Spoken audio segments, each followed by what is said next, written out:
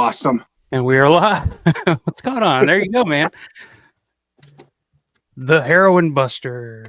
Dude, such an underrated movie in the Italian cop genre. It's kind of high up there, but Goblin, of course, just kind of steals the show, I think. Yeah, I've actually never seen the movie. I actually just listened to that soundtrack this week in preparation. I was like, oh, man, I got to check this one out. But yeah, good shit. It's still good. Still good. Good stuff. Yeah. What's going on, everybody?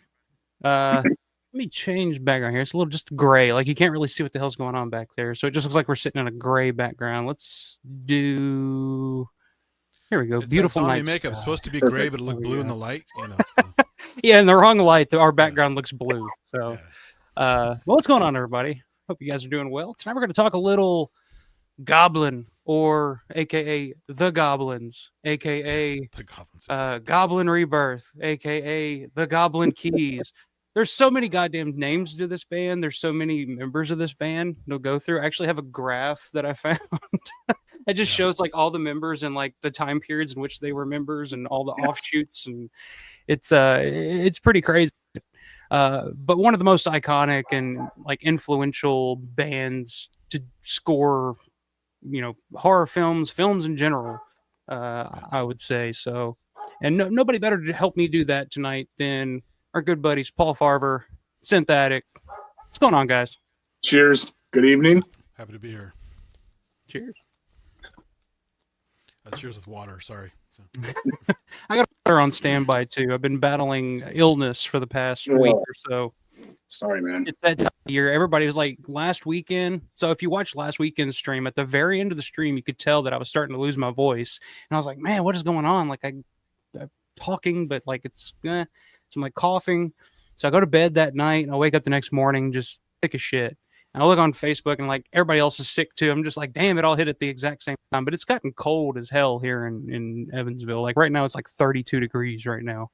Yeah, so it's pretty cold here too. So yeah, I imagine it is for you. Since I'm sure you're fine out where you are. No, it's cold here.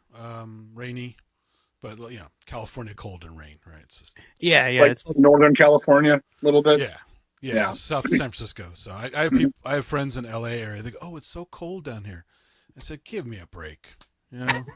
It's like a balmy 60 degrees. Schools are closed in California. But yeah, so I've been trying to battle back from this. My she's been battling sickness, so it's kind of going around that time of year. But I'm doing okay right now, so we'll see how long that lasts.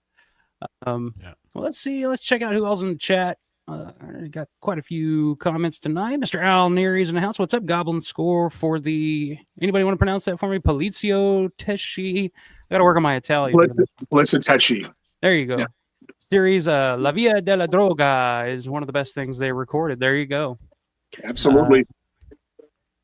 It is a very, very good soundtrack. I listened all the way through. Alexa, stop. Alexa picked up something we were talking about. So it's a four-man booth tonight, folks. Yeah. Rick, the North Going Llama, what's going on, man? Hello, all. Good evening. Good to see you, sir. The man himself, Mr. Matt Landrum. What's up, Matt? Good to see you. I know. Awesome. Looking forward to seeing Goblin tomorrow night. Absolutely, that's awesome. I'm going to see him next weekend. First time I'm getting to see Claudio Simonetti's Goblin next weekend in Nashville. So looking forward to that. Me and Will are gonna make the trip down because he lives an hour north of Nashville, so we're gonna go and probably make the trip back to Bowling Green that night. But yeah, definitely looking forward to that. Oh, absolutely. Let's see, Rick saying cool. Got Brett in the house. What's up, 1911 guitar dude? I gotta love a chat about Goblin. I hope everyone's seeing them live, has a great time. You seen them recently, didn't you, Paul? Yes, on Halloween here in Milwaukee at the Oriental Theater. That was Claudio Simonetti's Goblin doing Demons, and that's partially this tour. So yeah, I saw they had a few dates where they were doing the Demons. Demons, I forgot. Is the Simonetti Goblin similar to the Demonia, or is it a different crew? It is similar, but they're not as metal. They're more of just straight ahead progressive rock. Okay. Yeah. So whereas Demonia was more of like a metal or more heavy metal stuff. Darker Goblin. Yeah, exactly. Yeah, right. Okay. A lot of double bass. Yeah, I remember the first time listening to the Demonia when I was first discovering Goblin. I was like, "What is Demonia?" They're doing covers of Goblin songs. And I was just like, "Damn!" They just took Goblin and just made it like fucking metal. And I was like, "I'm gonna dig like this." That's the Suspiria video. That was my first introduction to him. Like, what is this? I know he's the keyboard player from Goblin. All right. Let's see. We got some folks saying hi. Bonnie Bailey, what's going on, Bonnie? Good to see you. Hello, everyone. She says. Let's see, going back and forth. We got John Vulo in the house. What's up, John? man? Stairway to Heaven. Yeah, I was thinking that too. That sounded very Zeppelinish. That track there. But always good to have John in the chat. Hope maybe dropping a little knowledge on us tonight, as he always does. Oh yeah. Rick saying me too. Got over the sore throat and flu stuff like last week. Yeah, like I said, it's that time of year. The change, and you know how it is. Rick saying atmospheric river hit California the last couple of days. All right, we're about caught up. Sorry to the chatties. I can't chat much. My keyboard is way over here, so I'll be watching more tonight. So. All good, all good. So before we get into Goblin, I just want to touch on this. Paul, you just got back from Chicago from the Days of the Dead convention that they got going on in Chicago this weekend. Yeah, it was awesome. I was planning on going there just on Saturday. There was a few people I wanted to meet, and Norman England, and then I saw that Scott and Galen were going to be there. I'm like, well, that's even better. Turns out the general admission tickets for Saturday were all sold out. I'm like, oh, shoot. Well, I'll pull it off. I can do it Friday. So that was totally fine. Not a real huge itinerary of stuff I wanted to do or people to meet, but I just went down there with a little pile of stuff for them to sign. Little pile of stuff. It was, yeah. I mean, I had my Monroeville Mall bag. And one of those guys with the wagon going through there. No, I haven't gotten to that point in my life yet, but I'm sure it's coming. But no, it was cool. It was very crowded. It's just a very congested hotel. It's the Crown Plaza in Rosemont by the O'Hare. And but I met Galen and Scott second time and got some stuff signed by them. So they were awesome as usual. God, I got to say, Scott, he's not looking good. He's very frail. He has a walker now. So he can't really move on his own. But yeah, he apparently broke his back a few years ago, and that's why, like, when we saw him in Living Dead weekend last year, he was in that wheelchair, and I was wondering, like, damn, you know. But apparently, he'd broken his back a couple of years prior, so he's kind of just the fact that he's up and walking now is a pretty good sign. But what all did you get signed? What did you get him to sign? Andy? Both of them, I got this. This is the first Dawn DVD I ever owned back in March of 2004. I had Galen and Scott sign that. I was going to get Tom because he was there too, but you know what? It's Tom Savini. I've got more than enough stuff signed by Tom. I'm not trying to sound like an asshole, but it's just whatever. And he was like $50. So I'm like, okay, I got to go somewhere. Yeah. Where Galen and Scott was $40 a piece. Yeah, 40 sounds right. Like Tom's usually like 20, maybe 30. So 50 is kind of crazy. Yeah, exactly. And there was like no one at his table.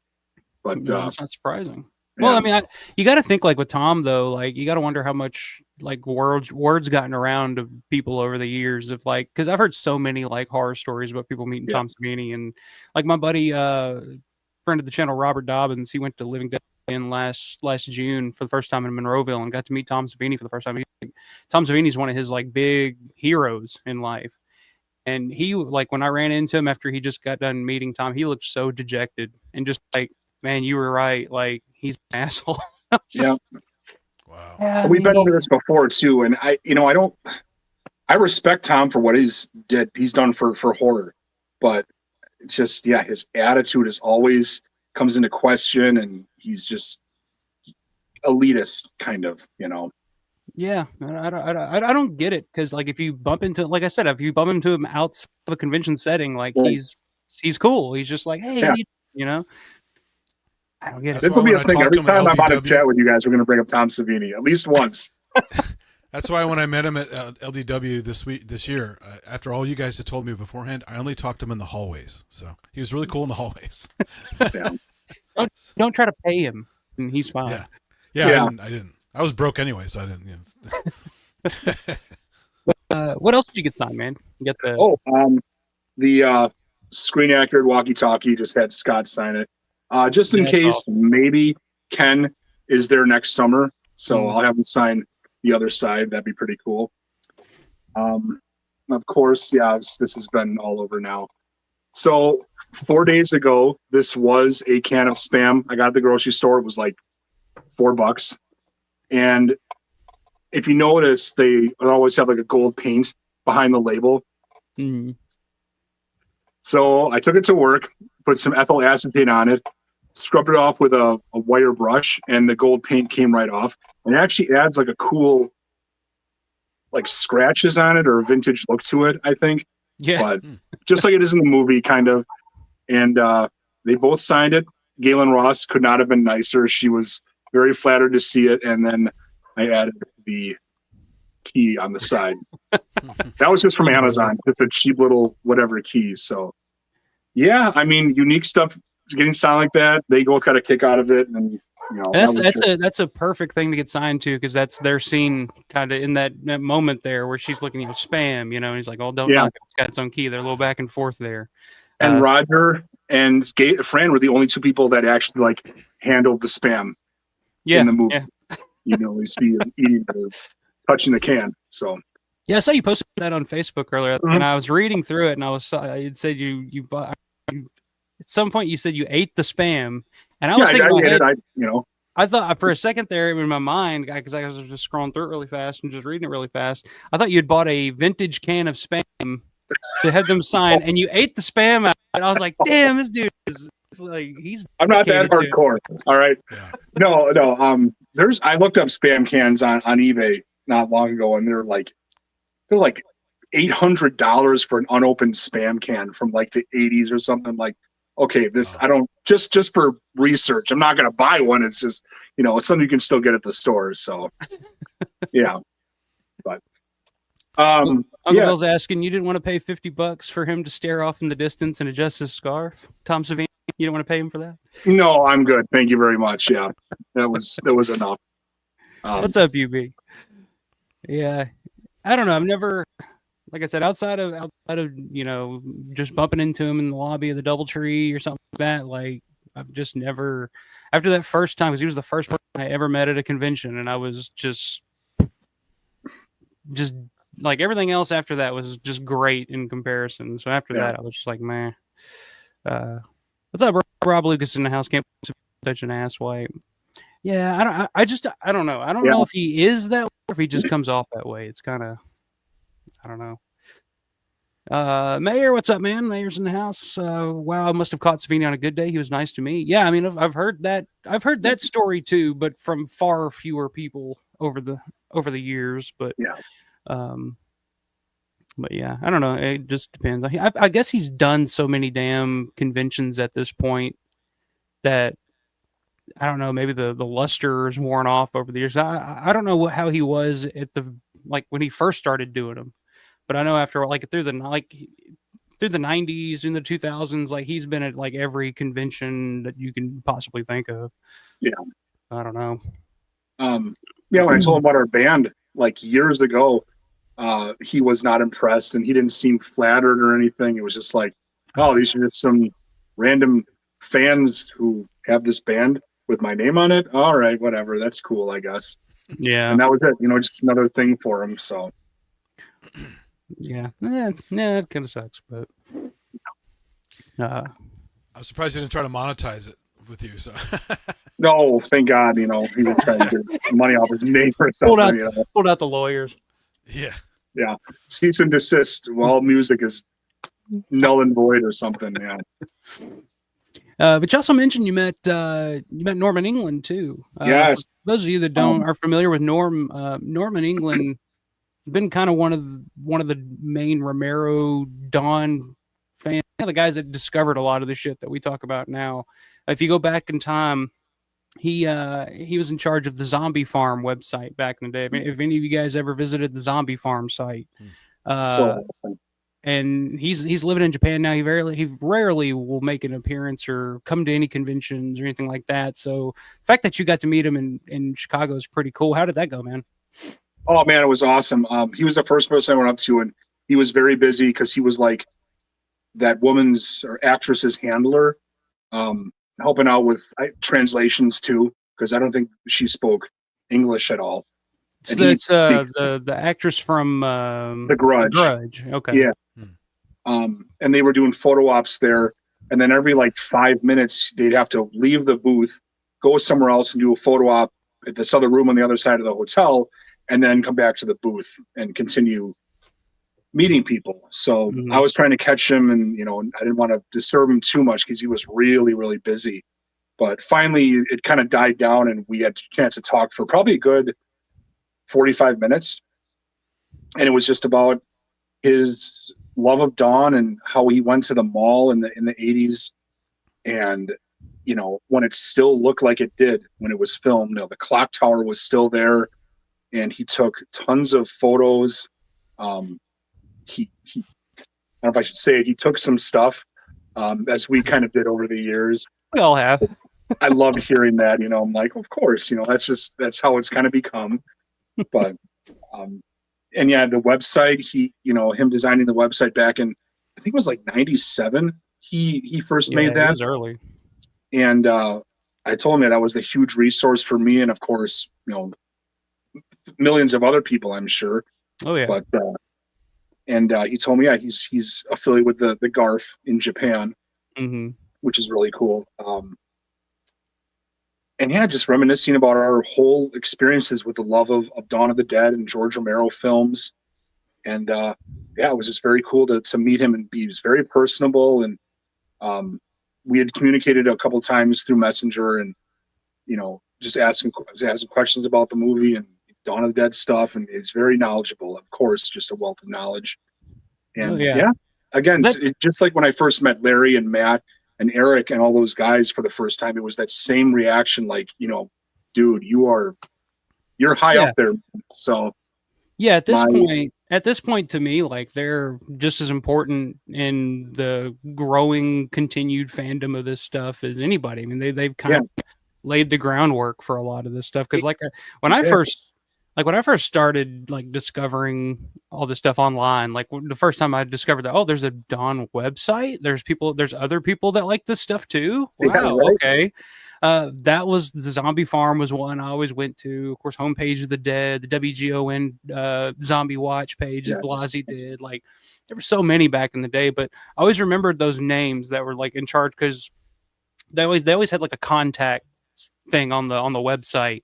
So I remember contacting Blasey years and years ago. I was like 13 years old, because his Monroe Zombie was this thing on AIM. I remember that forever. We used to talk on AIM all the time. I was just like, holy shit, there's somebody else that likes this stuff other than me.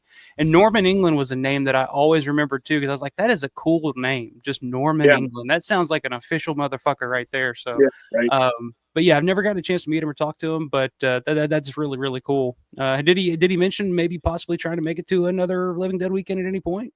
He'd love to. He would really love to, but of course, money is it's so expensive to fly, obviously. So from Japan, it's it's a hell of a trip, I'm sure. Yep. He said this was like the second time since I think 2018 he's been in the States, and the last time was I think for Living Dead weekend. And I think he said he flew into New York or New Jersey, and I don't remember if it was Larry or Matt picked him up, and it was just like, old friends or something, and driving them from there to Monroeville. It was pretty cool. So cool. Other than that, how was the convention outside of that? Was it busy? Was it one of those that's like packed ass to ass? Yeah, it was nuts. And that was Friday night too. People in the lobby, people outside, in the vendor / hall. Like I said, it was very congested. Whereas like Flashback weekend, it's in a huge, like, not really an auditorium, but the giant ceilings where there's like room to breathe, I guess. And then Living Dead Weekend is, separate rooms, so it's easier to move around. Well, this is in like a ballroom where the ceiling was like smaller, and it felt very congested. But they had a lot of dealers there, like a ton of, just like you'd see Living Dead Weekend. Severin was there. Bunch of the t-shirt places, artists, of course. Couple of soundtrack booths. I don't remember who it was. I really wasn't there that long because I just wanted to get back home, and I had a massive headache. The drive there was. Once you pass Milwaukee, get into Illinois, wasn't bad. As soon as I got near O'Hare, it was just like dead stopped, and it was the longest, like 20 minutes until I got there because it's right by O'Hare. So, but I mean, besides that, back to the convention, it was a good time though. Awesome fans. There was someone that was there from Living Dead Weekend. I can't remember who it was, but I know he's been at every single one. I was going to try and hook up with Grande, and it just completely slipped my mind. Yeah, I couldn't remember if he was going to be, because I remember he said he was going to be. I think he was going to be there today. Was going to be the first day, if I remember correctly. Because I know he was flying in from New York. If he was flying, driving, I can't remember, but I knew he was going to be there because he was desperately wanting to meet that actress from The Grudge. Like, he's a huge fan of hers. So, I knew he was going to be there this weekend, but I couldn't remember what days. I mean, I haven't seen any of the Terrifier movies. It's just not my thing. But I mean, it was like Terrifier everything. That's the clown stuff, and the director was there. The actor who played Art the Clown was there. So the actor David Thornton Howard, or whatever his name is like the best part of those movies. Like his performance is fun. The rest of the movie, like, I could do without, honestly. But like watching him when he's on the screen, he captivates your fucking attention. So like that's the best part about those movies. Synth, have you seen the Terrifier movies yet? So I saw the first one, and then I saw the thing that launched the Terrifier. I forgot what it's called, where he's like a little part in it, connecting the stories. All Hallows Eve. Yeah, that was it. I saw that one. He's on the TV doing stuff, and then he shows up, and so I like slasher movies. I like gore movies. Obviously, I've been watching them forever, but it's like gore porn. Yeah, without the torture. So and the gore. I mean, he does his own effects. He's decent at effects. I'm not going to knock the guy for doing this as a small production, right? I couldn't do all that stuff. I mean, I used to do effects, and I think if nothing else, it's good for the genre, good for the horror genre. Yeah, exactly. One of those low budget indie horror films that comes along and makes a ton of money. And I mean, it just explodes. Yeah, and there's not a lot making a ton of money these days that's coming out in theaters. So. Totally, yeah. But if I went over the top, I'll watch Dead Alive or something like that, right? So, yeah. One of the classics, What's the one that Peter Jackson made? That's Peter Jackson, yeah. Dead Alive. He did another one though, the alien that's flipping off the. That's Bad Taste. Oh my god! And if you watch the making, if you're into filmmaking at all or just curious, watch the behind the scenes of Bad Taste. All that they made homemade Steadicams, homemade cranes. Homemade boom mics. I mean, they didn't have it, so they had to make it. It's amazing.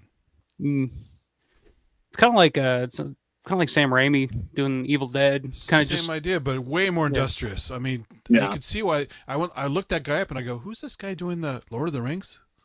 That guy. And I started watching all those movies. Like, oh shit! Like No wonder they're giving him Lord of the Rings, because look at all the stuff he did. He's so clever and so industrious, right? Yeah, kind of. I mean, it's kind of the same way Sam Raimi, get Spider-Man and all that. People, all those camera angles he's famous for. That's perfect for Spider-Man. Yeah, Although I would say, like, Slippy was talking about it earlier. Michael Felcher was talking about it earlier. A Simple Plan is probably my favorite Sam Raimi movie. Like, I love the Evil Dead series and I love all that, but Simple Plan, I don't know if you guys have seen Simple Plan from like Bill Paxton. Is that Bill Paxton? Bill Paxton, Billy Bob Thornton, Stephen Root. I mean, it's a great movie. I highly recommend checking it out. It's Sam Raimi stepping outside of the Sam Raimi realm and making a really, really good movie. But then when he made Drag Me to Hell, he went right back to his roots. I love it. So much fun. I don't even say that he went back to his roots with that. I think he was just trying to mimic his roots, but it didn't. Over the top, crazy camera work, crazy gore, crazy like gross out stuff. It's fun. It's a lot of fun. Yeah, it's never boring. Yeah. No, Sam Raimi's I've never seen anything he's done that's boring. Darkman was one that I used to watch all the time when I was a kid. Darkman's nuts. Yeah, that movie is so fucking crazy. You can see why they like the Three Stooges so much, because there's a lot of wacky Three Stooges stuff in Darkman. So yeah, love that. Sam Raimi was always a big splat stick guy, is what he coined it as from the Evil Dead. Splat stick. Rob says, didn't he make a cameo appearance in Land of the Dead? Tom Savini, yeah, he actually looked like Sex Machine when he turned in from Dusk Till Dawn. Yeah, I mean that's. I remember being in the theater watching Land of the Dead. I think it was It was one of the 3 times that I went to see it when it was in theaters. And I went one of the screenings, and Tom shows up. One of the people in the theater with me said, "Oh, it's Sex Machine," and I was like, "No, you fucker!" I was like, "No, it's not Sex Machine. It's Blade." Yeah. But they do look exactly the same, so it is kind of the same character. Matt says, Zombie Farm was my online refuge. I used to email Norman back and forth back in the day. Would love to finally meet him. Yeah, that's kind of the same story with me and Blasey back in the day. Mayor says, Alpha, did you catch that Joe Blow video earlier this week on the Dead films? Actually, I sent that to me, didn't you? That's the one I sent you. Yeah. I watched I haven't watched that one yet, but there was another one. Was it the same? Was it Joe Blow that did the one on Bruiser, or is it a different YouTube channel? That one too. I did watch that one. That was interesting. I just love hearing somebody talk about Bruiser other than me and Matt Blasey. That's so it was cool to see that. I haven't checked out the longer one on the Dead films yet, though. I do need to check that out. It's on my watch list or whatever's on YouTube. Real quick, that guy's website you keep mentioning, when did he shut that down? Because I wasn't aware of that whole thing. It may still be up. Yeah. Okay. I mean, the Wayback Machine probably has it, but I'm just curious when it officially was not running anymore or whatever. So. Just Google search the Zombie Farm Dawn of the Dead. I don't know if it's still up or not. There's a movie called The Zombie Farm. Yeah. From 2011. That's not it. Hang on, let me see. I'd be curious to see if it's up, because sometimes I'll go back like once a year and just look at like Homepage of the Dead, just to kind of see to go back and reminisce a little bit. And there's actually still some activity on the old forums. People are still in there talking about shit, and I'm like, oh, that's awesome. That's funny. Zombie Farm. Not seeing it on Google. You might have to use the Wayback Machine. Yeah. I live on the Wayback. I think it's great. I wonder if it's probably been so long. I bet Blasie's is WGON Zombie Watch. I doubt that's still active. Yeah. Not seeing it either. Yeah. Anyway. Cool. Matt saying Homepage of the Dead, found so many other cool sites from surfing through the link section. Yeah, that's probably where I found most of those, was on the Homepage of the Dead page. Who was in charge of the Homepage of the Dead site? I don't know. I almost thought it was Matt or Eric or something, but it wasn't. It was someone else. Yeah, I can't remember who it was. I want to say it wasn't Lee Carr, was it? It might have been, now that you mention it. I feel like I remember seeing Lee Carr's name on there at one point. Rob Lucas says those Terrifier movies are pretty terrible. No story, shit characters, bad actors, but decent, good practical effects. Yeah. I will say the effects are cool, and the performance from Art the Clown's pretty cool, but you still can't beat practical effects on any level. Although they stole that little hat thing from In Living Color, the Men on Film thing. So, if you're going to steal from anybody, steal from the best, right? Yeah. That's right. Matt says Zombie Farm's not up at this moment. It was a few months ago. Okay. Well, we missed it. I'll be damned. Well, what's up, man? Will Phelps. What's up, Will? Hey, brothers. Hope you're having a great night. I'm having a pretty good night. Like I said earlier, been battling a little illness, but I think I'm bouncing back. But always good to have you in the chat, my man. I'm looking forward, like I said, going to see Claudio Simonetti's Goblin next weekend in Nashville with Will. So It should be fun. Will's not the biggest rock concert guy. I took him to a show in Atlanta when we were there, and he was just kind of like, "Oh man, what's going on?" Some guy started moshing and bouncing off of him at one point, and he was just like, "Should I fight this guy?" I'm like, "No, don't fight him. It's fine. Just step back. You're fine." Are they doing the thing where they play the films behind them now, or is it just concert? I think so. Did they do it at when you saw him for Demons? It was just Demons, no additional music. But yeah, they're up on the stage, and there's the giant theater, the screen, and they just project Demons on there, and the band plays over it. They even tackled all the other songs like Motley Crue and oh, that's awesome. Iron Maiden. Yeah, I'm like, what the fuck? That's awesome. I didn't think they were going to cover that. There's got to be some little copyright infringements with that. But I saw the playlist. They are playing some different stuff. Yeah, definitely. But I'm bummed because I didn't have money this year to go to Fabio Frizzi in L.A. or Simon Eddy, who was in San Francisco. I think I didn't skip both. So you saw when. Go ahead, Paul. Oh, with Goblin this year, the show that I went to was the first one of the tour, and I'm waiting. Are they going to play another set? No, they ended the movie. The movie was over, and lights went on. Done. So I asked, everyone was leaving. I asked their merch girl, "Hey, are they playing another set?" No, this is it. They got a pretty long tour. Claudio's 73 now. I'm like, all right, just curious. So, and I hung around for a bit. My buddy who was with me, he took off, and I was just sitting there like, are they going to come out at least to the merch table? And I look back again, and they're all disassembling their equipment. I'm like, I'm not going to bother them with that. Yeah. Like, damn it. Well, I guess I'll leave. So I saw one of their promo videos because they're playing in quite a few places around here, but the one in Nashville is on Saturday night, and I was like, oh, that's perfect. I can't miss that. But they're also playing in Louisville, St. Louis, so they're playing all around. So I saw an advertisement for it. Oh yeah, there's a ton of dates on there. But they mentioned coming out to the merch tables and stuff and meeting and talking to everybody after the show. Yeah. So I was like, oh, which they've done before. Yeah, should I bring something to have Claudio sign? Absolutely. You never know if he's going to come out. Bring whatever you can, They usually do a VIP thing. That would be an additional ticket you had to purchase, but they didn't do that this year. Yeah, I was looking for that, and I didn't see that option. There was just kind of the only option they had was you could get a table up front or something like that for $150 or something. I was like, I don't worry about that. But I was just looking for a VIP thing. Ours was just a theater, so. Bring some stuff along. He might come out. So.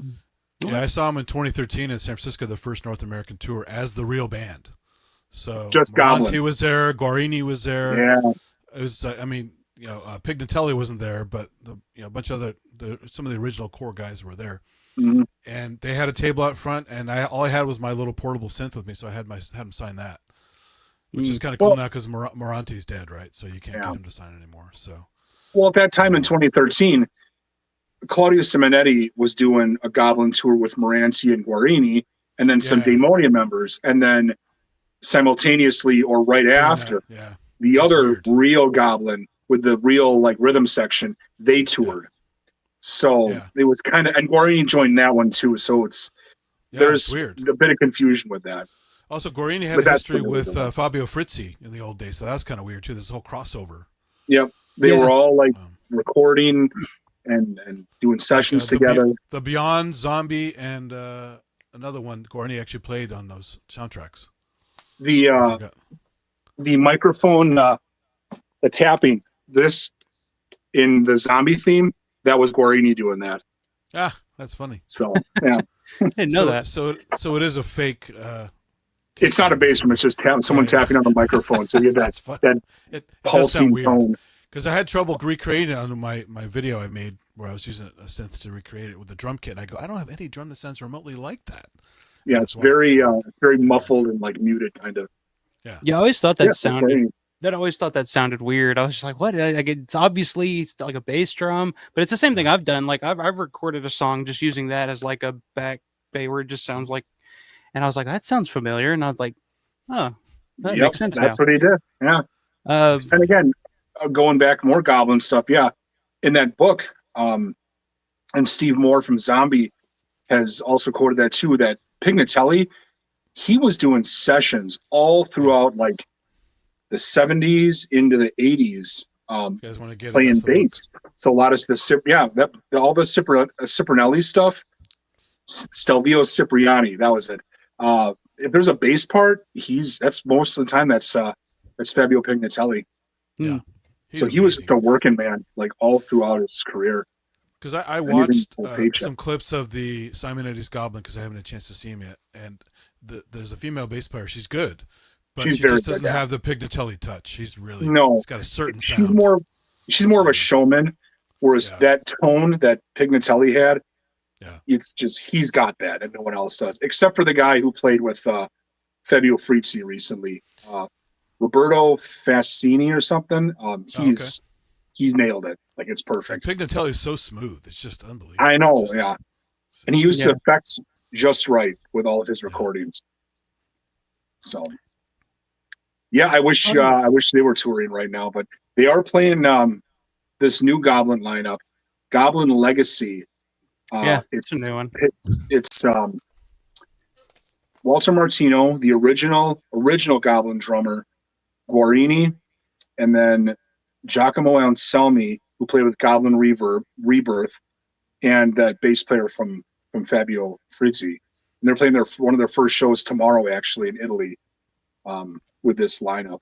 So you just remind me, I wrote a couple name changes down that cracked me up. So obviously for Tenebrae, it was just Simonetti, Moranti, and Pignatelli. Correct.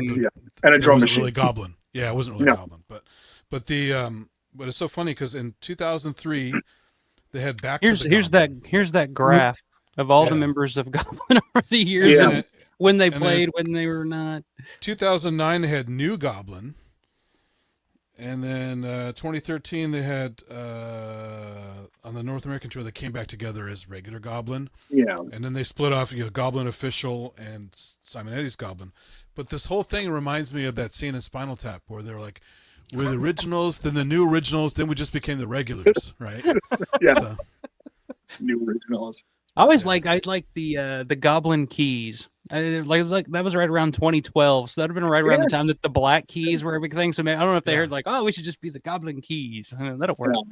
It's funny. Well, what's really funny too is their original band name, they were Cherry 5. Yeah. But when they played live, they went by Oliver for some reason, but only for live. Right. So why do you call you Cherry 5 when you're live? What are you doing? It's just weird. But the Oliver name wasn't like real well. What didn't last long, or the Pictures of Dorian Gray. That was another name they went under before they were Goblin. Oh, that's funny. Yeah. And Oliver was the name of one of the songs on the Cherry 5 album, I think, too. So. That's right. I forgot about that. Very 70s, yeah. So here's all the members of Goblin throughout the years in their different iterations. You can see this big empty spot here where nobody's really doing anything other than Claudio, I guess. But yeah, it's just when you look at this chart, this little graph here, it's pretty crazy. And then you look at all the different band names and versions of Goblin over the years. At this point, it's just kind of like the chart's pretty cool. Where'd you find that? On Wikipedia, actually. Okay, cool. Yeah, I was just scrolling through Wikipedia. I was like, that's a funny fucking chart. I was like, wow, that's incredible if you just looking at that. But yeah, so they started out. Didn't they run into the producer, like the Yes's producer or something like that? Yeah. And then he kind of got them started with the Cherry 5, and then Cherry 5 kind of flopped, didn't really go too far. Well, they met. Album. Yeah, I don't know if because like Simonetti or them met Eddie Alford, or their manager at the time met Eddie Alford in London, but they had some connection with him, and through Eddie Alford's contacts, he was able to kind of establish a sound for him, or get him some backing, I guess, through his contacts. So if it wasn't for that little run-in with Eddie Alford, they might have gone anywhere, Yeah. Because Cherry 5, so basically when the Cherry 5, like when they did that album, it kind of didn't really go anywhere, didn't really sell too big. No. Have you guys listened to that album before? It's decent, yeah. Yeah, I like it. It's good. You can tell they were trying to find their horror sound with that album. There's some creepy stuff in it, and there's some really complex stuff too. Like they were You could tell they were very talented musicians on that album. Yeah, they had the chops. I feel like, so I'm not the biggest prog rock fan. Like, that's not really my go-to genre for the most part. And it goes back to the opening scene in Deep Red, Profondo Rosso, when the character Mark, is playing with his band, and he's like, he stops. He's like, "Oh, that was good. That was really good. Almost too good." Like, that's how I feel about a lot of those bands. It's like this. It's a little too on the nose for me. Like, I'm an old punk rock kid. Like, I like a little dirty here and there. I like it to be a little messy here and there. But to me, like, I like Goblin because I could still see there's still a punk rock essence to a lot of the stuff that they did back in the day that I could hear into my ears. I listening to the Cherry 5 stuff, like you said, you can find, like, you can hear that they definitely have the talent, they have the chops, but it didn't feel like they had found their sound yet or their identity. It sounded like they were just kind of playing off of a lot of what a lot of other bands were doing at the time. As Claudio once put it, they went to England to try to sell this music and make it in the UK, playing this type of music, but it would be the same as if somebody in the UK came to Italy trying to sell pizza. Like, it's not going to work. Like, it's not going to work. I'm surprised John Peel didn't find it, because John Peel discovered for the UK discovered Tangerine Dream, basically put them on the map. So I'm surprised these guys didn't get that kind of notoriety, because Rob was asking about Tangerine Dream. Yeah, I know you guys. These guys have a lot of crossover, even though Tangerine Dream is more electronic. I mean, and then in that sense, it's who you know. Yeah. Tangerine Dream had probably just the right context to push him into that territory, and then holy shit, we're gonna do soundtracks, and they were really high up there. John Peel put a lot of people on the map because a lot of people listen to his show. Well, yeah, so the Cherry 5 album doesn't really go too far. Doesn't really sell. It's not really a thing. But it did catch the ear of one person, Dario Argento. Argento at the time was making Profondo Rosso, Deep Red, and he was working with Giorgio Gasolini, I think is the guy's name, who he previously worked with on The 5 Days, which was his last movie, which wasn't a big hit and kind of forgotten about over time.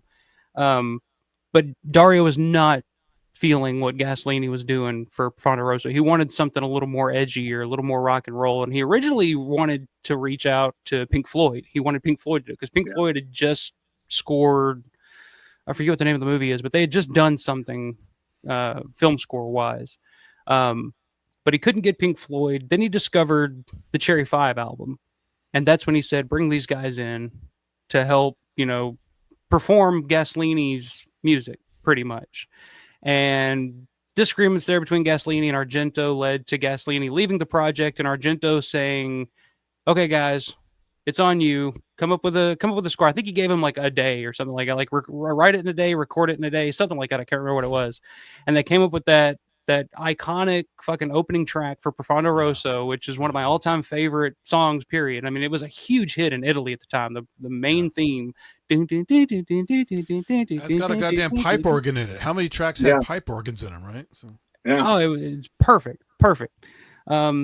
So Argento opens up the door for the guys. They rename themselves Goblin at this time, and the rest is history. They have a number one. The album, I think I've written down here, Deep Red sells over 1 million copies worldwide. 52 weeks on the Italian charts.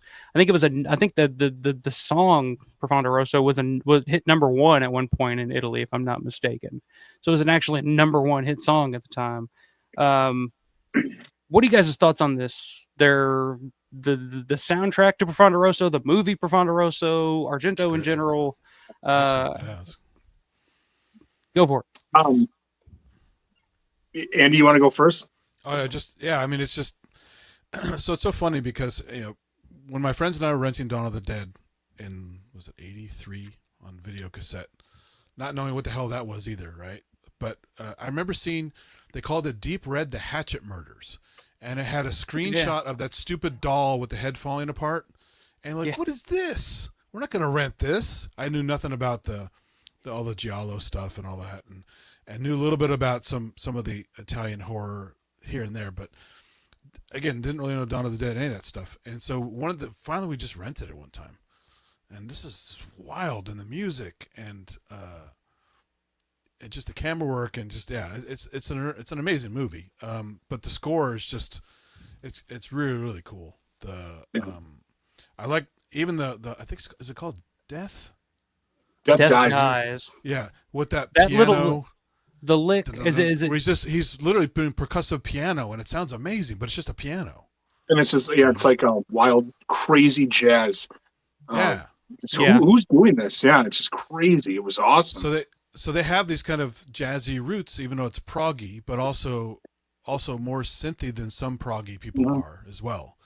So immediately, I was into that stuff. So I just gravitated immediately to that, and then obviously Dawn of the Dead and Tenebrae and so the one track on Profondo Rosso that I learned on guitar and just played over and over again, which is kind of what the song is.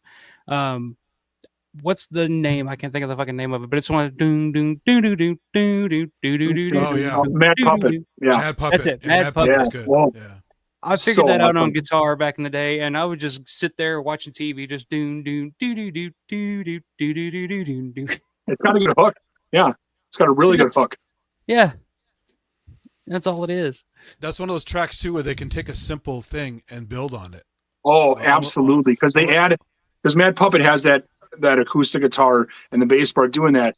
Well, then they add the synthesizer in there, and it's very like almost like a computerized futuristic tone, and I'm like, whoa, that was like almost some cutting edge stuff in that particular it's like track. You take Ravel's Bolero, if you know. It's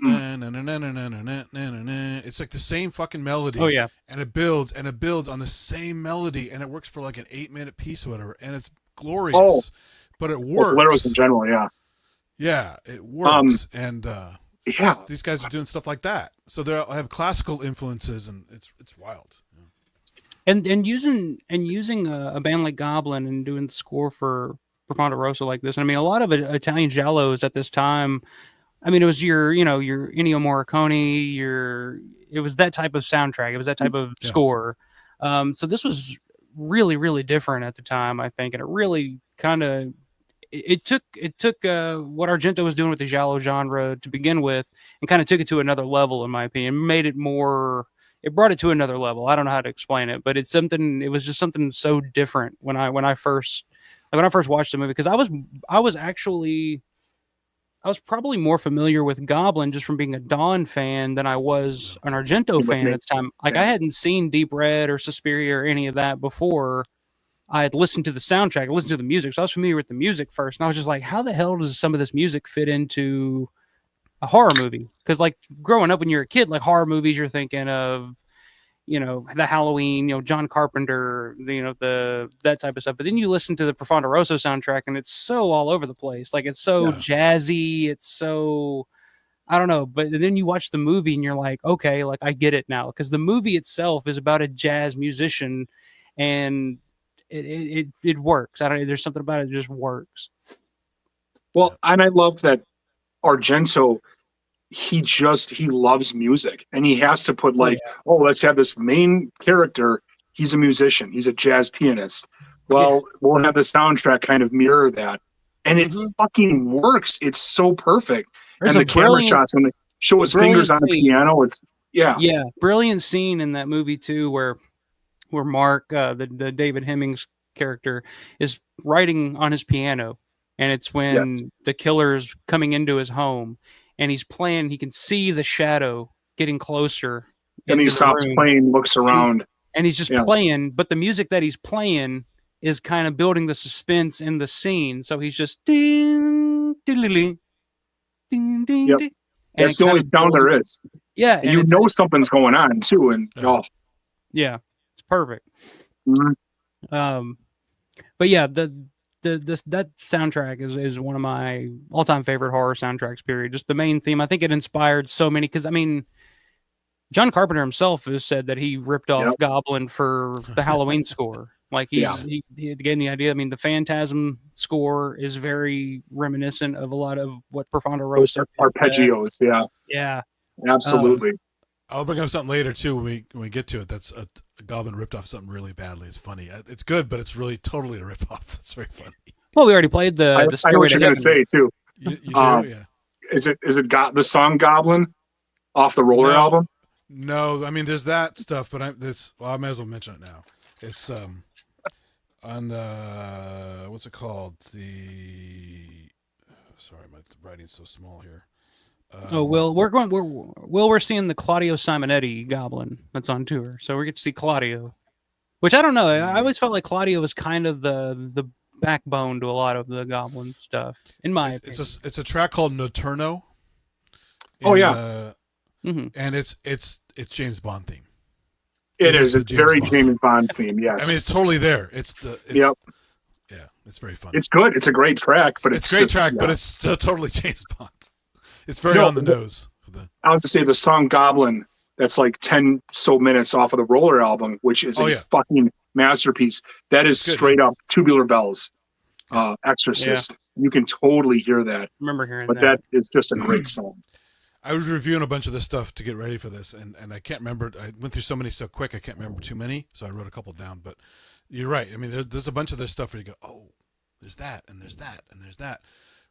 But at least sometimes they tweak it enough where they kind of it's their own sound. Yeah, well, that's the secret. That's the secret to any good band. Any good band. Nirvana is a perfect example of a band. Kurt Cobain, I love him to death, but he ripped off so much. I mean, if you listen to "Come as You Are," it's basically it's almost a direct ripoff of the song "80s" by The Killing Joke. Oh yeah, you're right. Yeah, it's so similar. It's very similar. Yeah, you're right. And then of course, "Smells Like Teen Spirit's" kind of a ripoff of that Boston song with more than a feeling. Yeah. God. Yes. Wow. I never even thought of that. Yeah. So that's the secret to a good band or a good songwriter. Is take somebody else's shit and tweak it just enough to where nobody will notice it. See. So I'm gonna just kind of segue into that. The project I'm currently working on, that's called Saturday Night Renegade. I think I told you about that a while back. Oh yeah. I did a song with a couple of my synthesizers called "Smells Like John Carpenter," and it's the notes from "Smells Like Teen Spirit," but it's done in like the intro to Halloween 3 on synthesizers. So it's very, very Carpenter. Halloween 3. I love that soundtrack. I know, Halloween dude. 3. It's such a fucking great movie. The end of it obviously is perfect. Yeah. And that's the quintessential like John Carpenter sound, in my opinion. That movie would have done better if people weren't so fixated on Michael Myers being there. The name, kind of fucked it up. Yeah, just called Season of the Witch. We've been over that. Come on, guys. That's another Romero thing. Yes. It's a remake of the Romero film. Nobody watched that either, so I don't know if that'll work either. Yeah. Hey, Stugas is in the house. What's up, Stugas? I'll be right back. I think he's had a few. Y'all bunch of fuckers like cornbread? Of course, everybody loves cornbread, my man. Who doesn't like cornbread? Come on. That's another. Speaking of lemon color, that's a joke. And then lemon color, the more cornbread you eat, the more you change into the locals. And yeah, I just remember that scene in Life where you going to eat your cornbread. God, it's been so long since I've seen that. That's probably another one Will can fucking quote line for line. Rick saying, "Yep, Tangerine Dream is great. Did the Legend soundtrack movie from 1986, Fantasy Adventure. Yeah, they did quite a few. Until like the 90s, maybe. I'll give them some slack in the 90s, but I'm pretty much one of their biggest fans ever. I have almost every CD they ever made.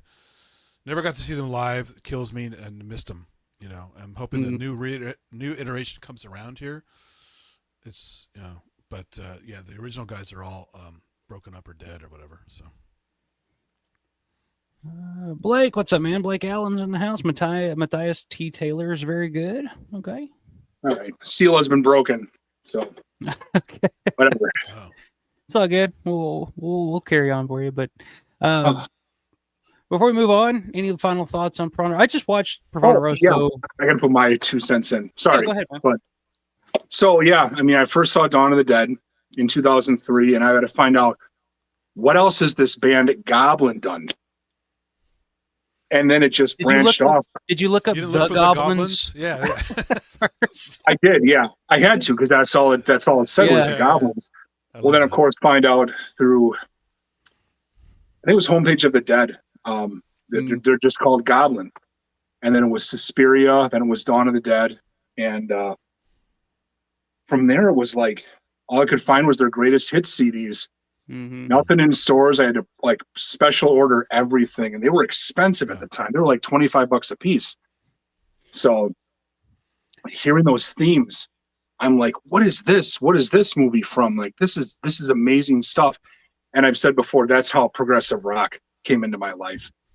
And it was just exploded, all from Goblin, And finally I got Deep Red for Christmas, I think like 2004, and it blew my fucking mind. I'd never seen a movie like that before. I was expecting more of like, ooh, it's going to be like Dawn of the Dead, like kind of a big adventure, bloody gore fest and this cool progressive rock. But I'm like, no, this is like almost intellectual, because maybe it was from Italy. So I'm like, oh, it's kind of fancier.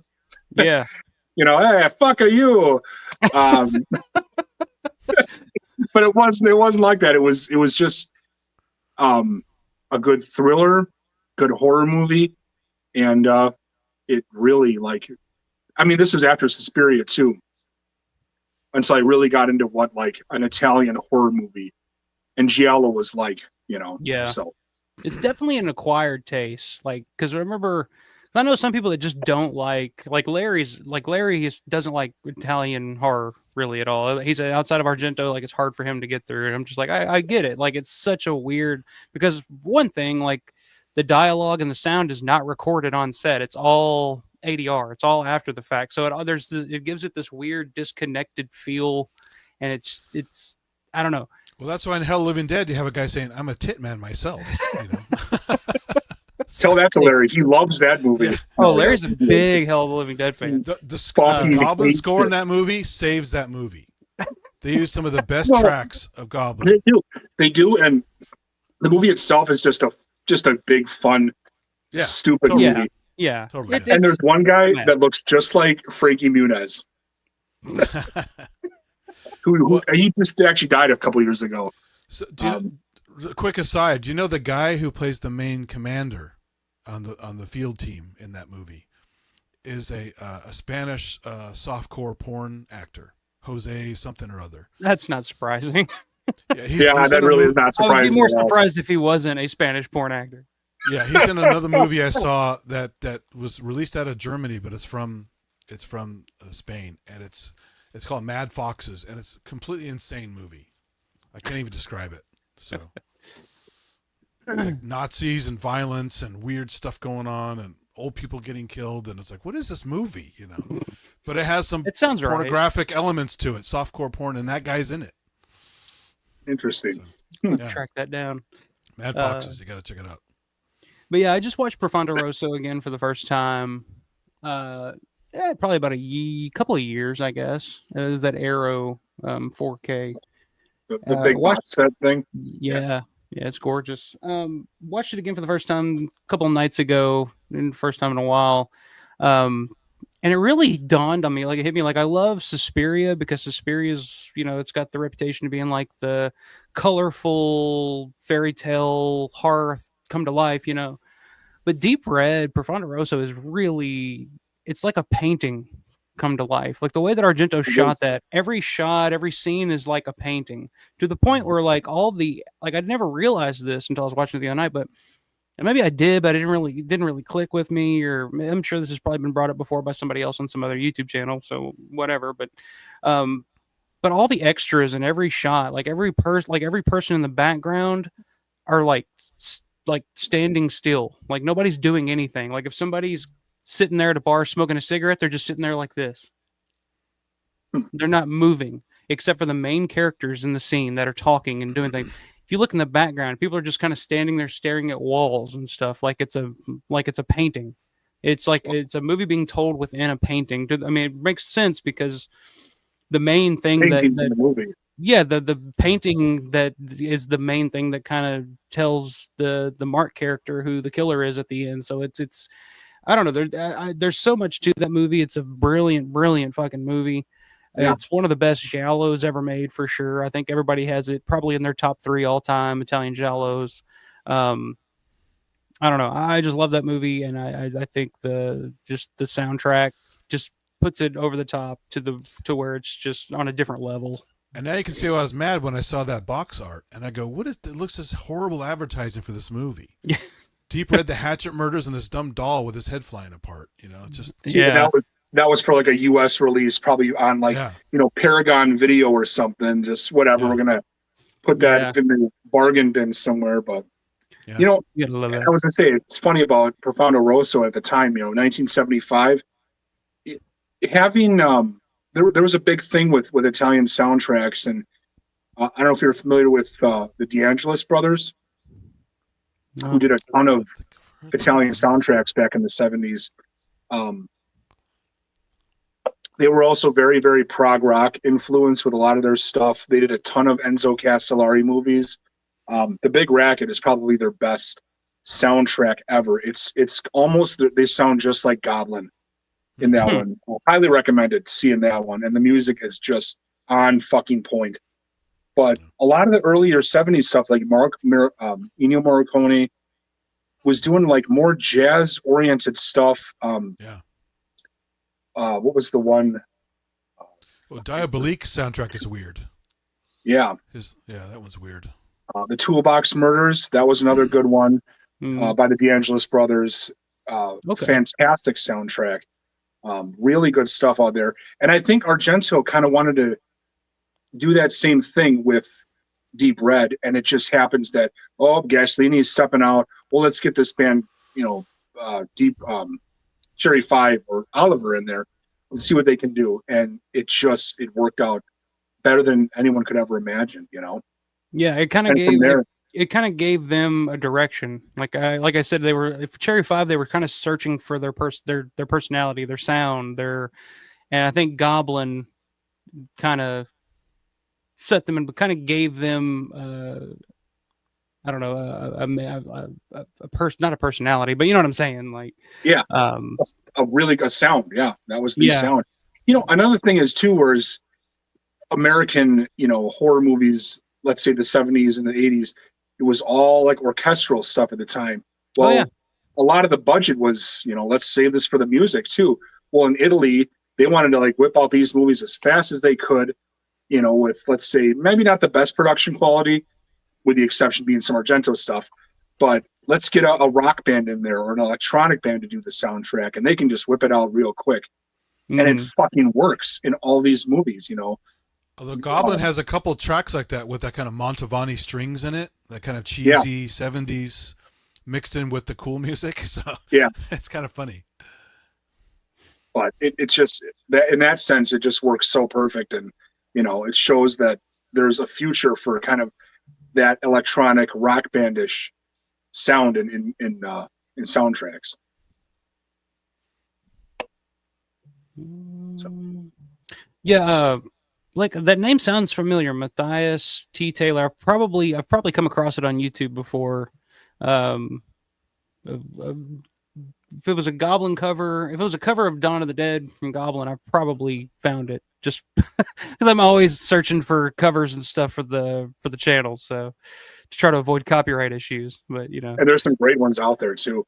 Oh yeah. I've come across some pretty cool shit on YouTube. I'll actually later on, if you guys want, I'll subject you to my work in progress. It's definitely not finished, but you can hear what I've come with so far. Well, you know what they say, Yeah.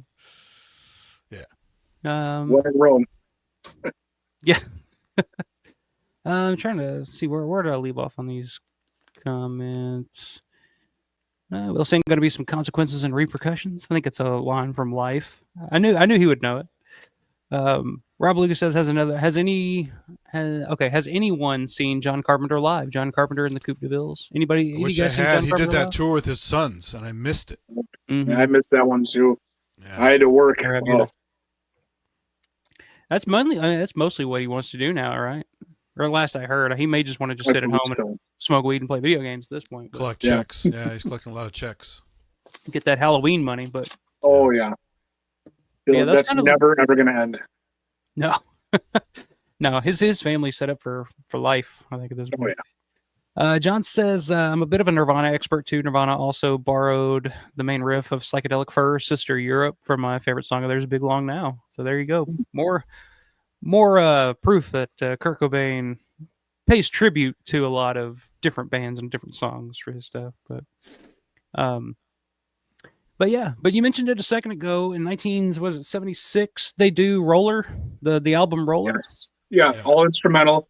Their own not non-soundtrack album. And that's easily one of my top 5 favorite albums of all time. It is the perfect balance of guitar, keyboards, bass, and drums. Everything, like each instrument shines in its own way. Symphonic progressive rock, funk, jazz. There's Pink Floyd is in there. Mm-hmm. It is just a fucking masterpiece. And it's funny that the last track, Dr. Frankenstein, is very close to Edgar Winter Frankenstein in some ways. So I can see that. That opening, yeah.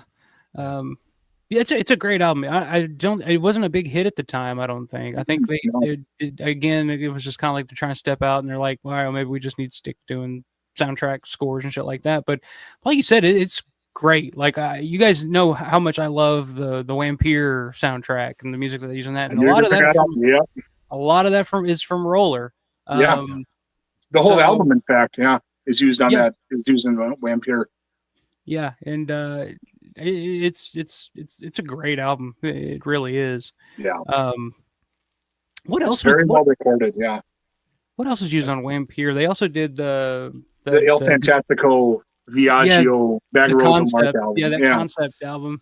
What does that stand for? It's something about the life of a bug, Mark, or something. Mark the Cockroach, I believe it is. Mark the Cockroach. The Fantastic Voyage of Mark the Cockroach. There you go. I believe so. Which is like another non-soundtrack album, but it's that one. It works. It's got that. It's the same lineup as Roller. Yeah. And I think it's a fucking masterpiece. Good stuff to drum to. Some songs on there I've always drummed to in the past. So a funny thing where they have these albums that aren't soundtrack specific, but then later on they get used for soundtracks. Mm-hmm. That was a trick that Tangerine Dream did a lot with their stuff, either repurposed or remixed stuff for soundtrack use, and they got a whole like decades of stuff without having to create all new stuff sometimes, just from their actual albums. Yeah, it's kind of wild. Yeah, Stratosphere. That's another one. Some of that stuff was used in the soundtrack. I don't know what though, but that is such a great album. Well, definitely 10 gram for like Risky Business. Mm-hmm. Force Majeure, I think, is Risky Business as well. Part of that. There's a bunch. So they I don't know if it's directors or whatever saying, hey, I like that album, let's use it for this, or they just said, here, just take this and not tell anybody. So I'm not sure what they did. Right, because in that time, like early to mid '80s, when Tangerine Dream was like, we got to recruit these guys. Yeah, Tangerine Dream was like, okay, we'll just take this music from this album. We don't have time to compose it. We're busy doing this soundtrack, and do what you want with that. So, and we'll sign a contract. We and Freakin' started in 76 or 77 with Sorcerer. Yeah. But then Michael Mann did it for Thief and Risky Business and a bunch of other stuff. And fucking awesome movie. Have you seen Thief, Michael? It's very good. I have not seen Thief. Check it out. Are you serious? I'm serious. Not seen Thief. It's a how-to rob a bank movie. Finest. You really learn how to rob a bank. Yeah. Unfortunately, I'll have to check it out now. Yeah. Oh, dude, it's so fucking good. Long. Yeah. The opening scene. I don't want to give too much away. Jim Belushi. What year was it? 81. 81. Okay. Yep. Okay. Yeah, that's the end of that movie is like payoff. Yeah. It's so fucking badass. Yeah. Okay. Yeah. I've never seen that. Holy shit. Oh. And if you watch the commentary, it's hilarious because Michael Mann obviously loves Tangerine Dream Bond to put him in his movies. James Caan apparently hates them. He goes, "Oh, that's fucking guys with that music again." And he goes, "What? This is really good music. That guy's a great guitar player." He starts making his case. Cutting edge. And Caan is complaining on the commentary. Well, that's the thing with this type of music. It's like some people are just not gonna get it. Like it's like the giallo genre to begin with. I mean, it's definitely an acquired taste, because I've played Goblin for like bandmates, friends. Like one time, one Halloween party, I threw a Halloween party and I was playing Goblin, and people were just like, "What in the fuck is this music?" I'm just like, there's it's no fucking reference awesome. point. It's Halloween. Yeah, get on man. board. Yeah. But it's definitely an acquired taste. It's not for everybody. Like some people are just like, don't get it. But I guess you gotta love, like my love for Goblin comes more from my love of horror films as opposed to like my love for prog rock or something, but yeah, I think you gotta, there's just where you're coming at it from. If you're not a big horror fan, if you're not a big prog fan, if you're not a big fan of rock music in general, I guess it probably sounds just like shit from another world or something, where you're just like, what is this? Like, I'm sorry, they're not John Williams. Okay, he's a little bit hard to find. Well, I'll take Goblin over John Williams any day of the week. I don't know. These movies are great gateway drugs for prog rock, because think of all the Warner Brothers cartoons that got kids into classical music. Yeah, you never would have heard that shit otherwise, unless your parents listened to it all the time, and people love that stuff because of the vehicle. So it's smart.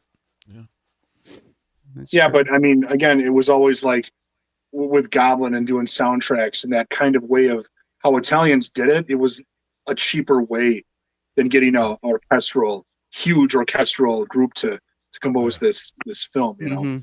Because I mean, Italians, they were cranking them out in the 70s, one after another. I mean, Christ, from 79 through 81 or 83. I mean, Lucio Fulci was just like 6 movies in a span of 3 years or something. I forget how many movies he made in that short period of time. Like, for some reason, like for the longest time, I was thinking like House by the Cemetery. That's like what, mid 80s? Like, no, that's still like what, 81, 82 when that movie came out. Like, I mean, a different composer than Fabio Frizzi, but he just kept cranking them out.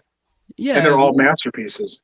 Yeah, he was just like, I'm in the fucking pocket right here. Like, I'm gonna keep cranking them out until until the Conquest or whatever. One magical device that made all these things possible for the, like you were saying, lower budgets but still big sound, just like the Beatles and Led Zeppelin and Moody Blues had, is the Mellotron. It gave them the strings, it gave them the choirs, it gave them pipe organs, it gave them all this shit on a budget you couldn't do. Yeah, you couldn't do it any other way. Yeah, that's true. And they had that sound, which was just, it's perfect for those horror movies. Yeah, the rough, organic-y sound. Yeah. 76, outside of Roller, they also did the TV theme for the TV series Chi. Mm-hmm.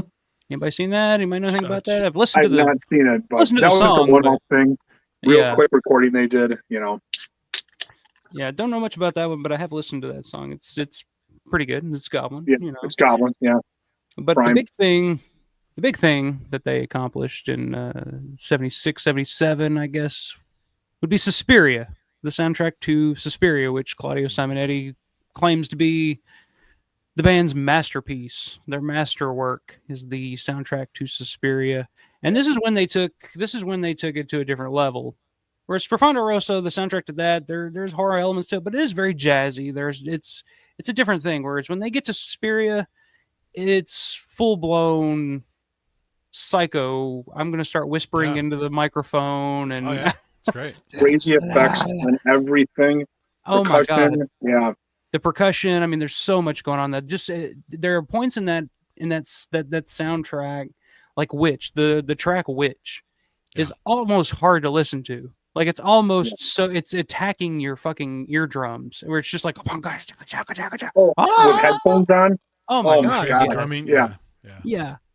Parts of that album are hard to listen to just because it's just jarring. Like I was watching the 4K that Synapse did of that, and I have a pretty good sound system here in the room with my my record player and stuff, and it's all hooked up together with the TV and everything.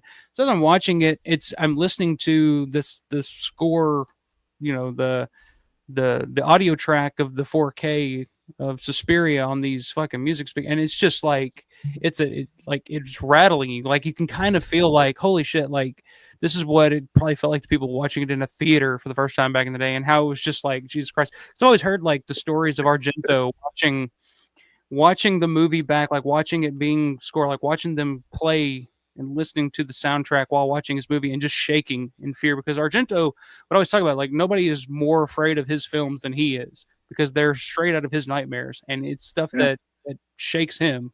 So there's the story of him sitting in the studio watching the movie, listening to the music being played on full blast, because he would just crank it all the way up, and he would just be sitting there shaking, just like in terror watching. That's when he shit. looked permanently terrified. He always looked like he was kind of scared, right? He did always kind of have that look, that shaking look. What have I done? Yeah. But the soundtrack has beautiful elements like the mandolin playing and just it's awesome. That's what I was gonna say. It's like it's jarring, hard to hear, hard to take it sometimes. But then you get to a track like Black Forest or something like that, and it's just like, I love that track. Yeah, that might be my favorite song on that album. Is all the way through. Black Forest and Blind Concert, they have like the Suspiria theme, but I always thought those two tracks were just fillers because they're not in the movie. Yeah, they're not in the actual movie. To me, it feels like the first. But they're great songs. Yeah, the first 4 or 5 on that album are directly, like, they're in the movie. They're directly Suspiria influenced, and then those two tracks feel like Goblin songs with a Suspiria flavor. Almost. Yeah, like they did it like the end of Roller or something. Exactly, yeah. But it's in the same vein as the feel of Suspiria, because the whole album itself is really dark and like there's a vibe to it, you know. But Blind Concert and Black Forest, going back to Cherry 5, those songs show that these guys got some fucking chops, and they can play like unbelievable. And then Suspiria in general, it's just, well, let's see. Deep Red was more, not really, I kind of boxed in, whereas Suspiria is this gigantic, colorful, wide open horror film, and the music had to reflect that. Yeah. Where it's just, let's get everything we can find, keyboards, synthesizers, guitars, and whatever percussion we can find, and have fun. You know, those recording sessions must have been unfucking real. Yeah. And writing stuff too. Yeah, because like I said, it was just so different than what they had done prior to that. But like, if you listen to it as a whole, which John's got a hot take here. John says, hot take, not a big fan of the Suspiria soundtrack. I think it's okay. Again, it's not for everyone. Yeah. And I totally get that. Yeah. And it may not even be an acquired taste. It's just not for everyone. You're either going to like it or you're going to hate it. So, yeah, like I said, some of the shit in it is hard to listen to. Like sometimes I'll just have to skip Witch, just because that just and all this other shit going on. It's just like, holy shit. Like, yeah, if you happen to see Contamination first and then you saw Suspiria, you're like, wait a minute, what's going on here? Always it's the same band, yeah. And then going real quick to Dawn of the Dead, where that's more grounded, way more grounded than Suspiria was. Yeah. Oh, Suspiria feels like a concept album. Like, even if it wasn't for a movie, like it's definitely all connected in one. Yeah.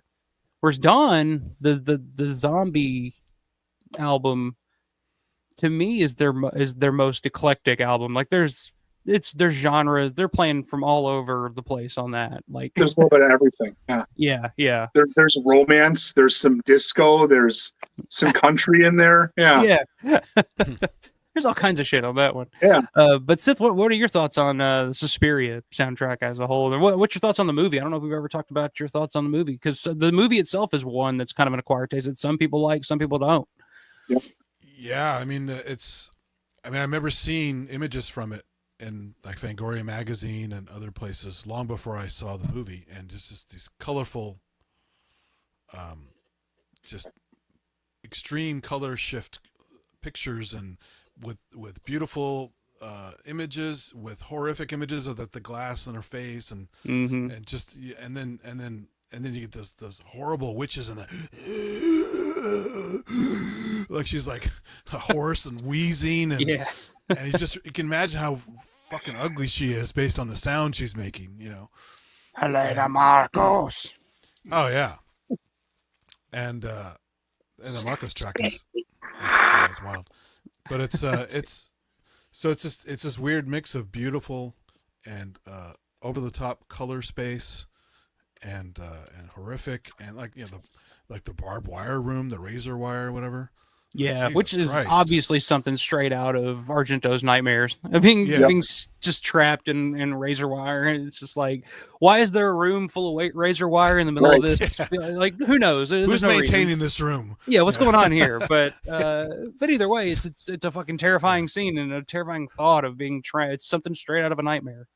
Kind of contrasted by all these like blue and red like lights on this. So it's very in your face.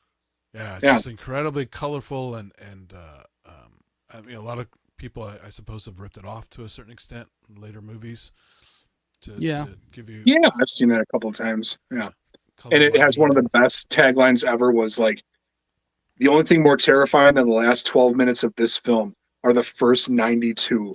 I think that is so fucking funny. Awesome. I remember reading that somewhere. That's funny. Oh, God. The one of the like. Bringing it back to the soundtrack for a second, one of the best reviews, which I've stolen over the years when I've told people about Suspiria, one of the best lines I've ever read is like, Suspiria is the scariest movie you've ever heard. Like, I think that's a perfect way to the scariest movie you've ever heard. I think that's a good way to put it too. But if you ever noticed, sorry, go ahead, Synth. No, I was just going to say that this whole thing of them trying to get more of a Western audience by hiring American actors, and she's not a good actress, right? Not a Jessica Harper fan? Jessica Harper? No, she's not good. At least not in that movie. I mean, it's passable. I've never. I mean, you got to think too. Like, it's also how. It's like I was saying, like the audio was recorded separately from when they were shooting, so sometimes, of course, that can, you know. It's tricky because she's working with a multi-language cast and crew. Yeah. And so I mean, and whatever take they took, I know that's all coming into play, of course, but those are the takes they used, and so that's what we're stuck with. And so if she had better takes, unfortunately, we didn't get to see them. But there's that whole theme of putting, if there were any, and putting like American actors in those kind of movies is funny. Like obviously, Tenebrae. Where Tony Franciosa, right? Yeah. It's like Anthony Franciosa. But you could say the same thing about Jennifer Connelly. Exactly. Phenomenal. Yeah. But see, I was a big Jennifer Connelly fan, so I'm okay with that one. Who wasn't really? Come on, but the Rocketeer. Well, Career Opportunities. Got to watch that one. Yep, of course. But we're gonna take this right down, but no. You said it, not us. I know, but so I wanted to comment on it real quick because it's funny, this trend of putting one or two American actors in things. Yeah, well, I mean, Argento had kind of done that at the beginning of his career too. He had Carl Malden and Cat o' Nine Tails, Michael Brandon and Four Flies on Gravel. Those were American actors that, and they kind of play on that in Once Upon a Time in Hollywood when when DiCaprio's character has to go to Italy and be in the Italian movies to revitalize his career. Horatio and Dynamite. Yeah. That's great. Yeah, that's fun stuff. And you look at that. Yeah, same thing with Jessica Harper. Like with what's his name from City Slickers? Jack Palance. Yeah. He was in a couple of Italian cop movies back in the 70s. Yeah. Mm-hmm. And Fred Williamson. Oh, yeah. He was in a ton of those apocalyptic movies. Those horrible apocalyptic Woody movies. Strode, another one, yeah. Yeah. Oh, man. So at the time, Suspiria is different, but all the other movies, they happened to be in Italy at the time because it was cheaper to make movies, so they needed a paycheck. Boom, let's just do this. But Jessica Harper selected for Suspiria, that was an audition. That was because Argento definitely had a huge budget for Suspiria. to make this movie. And he needed an American actress for the lead role. So no, that part makes sense. It's. I mean, I can overlook it because the movie's so good. Is not a fan of poor Jessica Harper tonight. No. What did she ever do to you? Fuck Jessica Harper. I don't know. Phantom of the Paradise. To be honest, it's the only movie I've ever seen her in. So I don't even know her really. So. Well, she was in the Phantom of the Paradise, which I have seen that.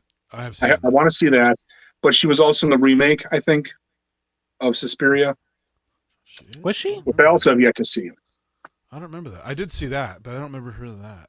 I don't remember her in. I just remember Tilda Swinton in old man makeup, and that was the most terrifying part of that movie. That was pretty weird. What in the hell's going on here? So you guys have both seen the remake? I haven't seen it. Would you recommend it? I'd recommend checking it out. Yeah, definitely. It's not. Let's get it out of the way. Yeah, it's not. It took me two watches. The first time I was too distracted by Tilda Swinton to really get it, because I mean it is kind of distracting. But I watched it again and I was like, yeah, it's not too bad. It's not Argento. It's not in the same vein as the original. This one focuses a lot more on the dancing, and it's pretty wild. So those scenes are pretty fun, actually. Yeah. It's not bad. It's not bad for a remake of something like Suspiria. When I first heard they were remaking Suspiria, I was just like, oh Jesus! But it's not too bad. The soundtrack itself is not too bad either. But Tom York did the soundtrack to it, and it's actually pretty good. It's definitely worthwhile. I mean, some people say, "Oh, it's way better than the original." I'm like, no fucking way. No. I wouldn't go some that people far. just they don't have a history with it. They just maybe saw it once and didn't know the whole the music and stuff. But and again, like I said, it's a weird ass movie. Parts of it don't really make sense because a lot of Argento stuff doesn't make sense at times. No. But that's the thing. When you watch an Argento film, it's a visual thing. Exactly. You're signing a contract saying, okay, I'm going into Argento's world now. It may not make sense to me. It's like David Lynch, like trying to make sense of most of David Lynch stuff. Yeah. Yeah. I love David Lynch, but he's off the rails. It's just, but real quick, back to Jessica Harper. I'm not picking on her. Like I said, I don't even know her. I was mainly making fun of American actors. Like who the hell thought Robert Ginty should go over to Italy and make movies? The guy from The Paper Chase. That guy's horrible. So they brought a lot of shitty actors over there. He was good in The Exterminator. I got to give him that. That's good, but it's barely. I mean, he's got this. He's mumbling constantly. He was good in Madhouse. How about that? I didn't see that, but. Oh, that was a great movie. Warrior of the Lost World. Speaking of Fred Williamson, is hilarious. You got to see Warrior of the Lost World. One of the worst Italian apocalyptic movies. Is that Warriors of the New Barbarians? Is one of the names of it? Maybe, but it has Persis Kambata in it and Donald Pleasance. Another guy who's in a lot of horrible movies. Yeah, Pleasance was in Phenomena too. Yeah, he's fun in Phenomena, even though the information they give isn't very accurate from the biology point of view. But anyway, I knew that would probably piss you off. You're probably like, wait a minute. But they really tried. They actually took the effort to try, and it just didn't work. Yeah. But it's fun though. I still like Phenomena. But John says, "Yeah, I love Contamination. My favorite live experience of all time was seeing Quiet Drops live. Connection is also an incredible piece, and was so happy. Connection is fucking great, man. Yeah, that album is still prime Goblin. So fucking good.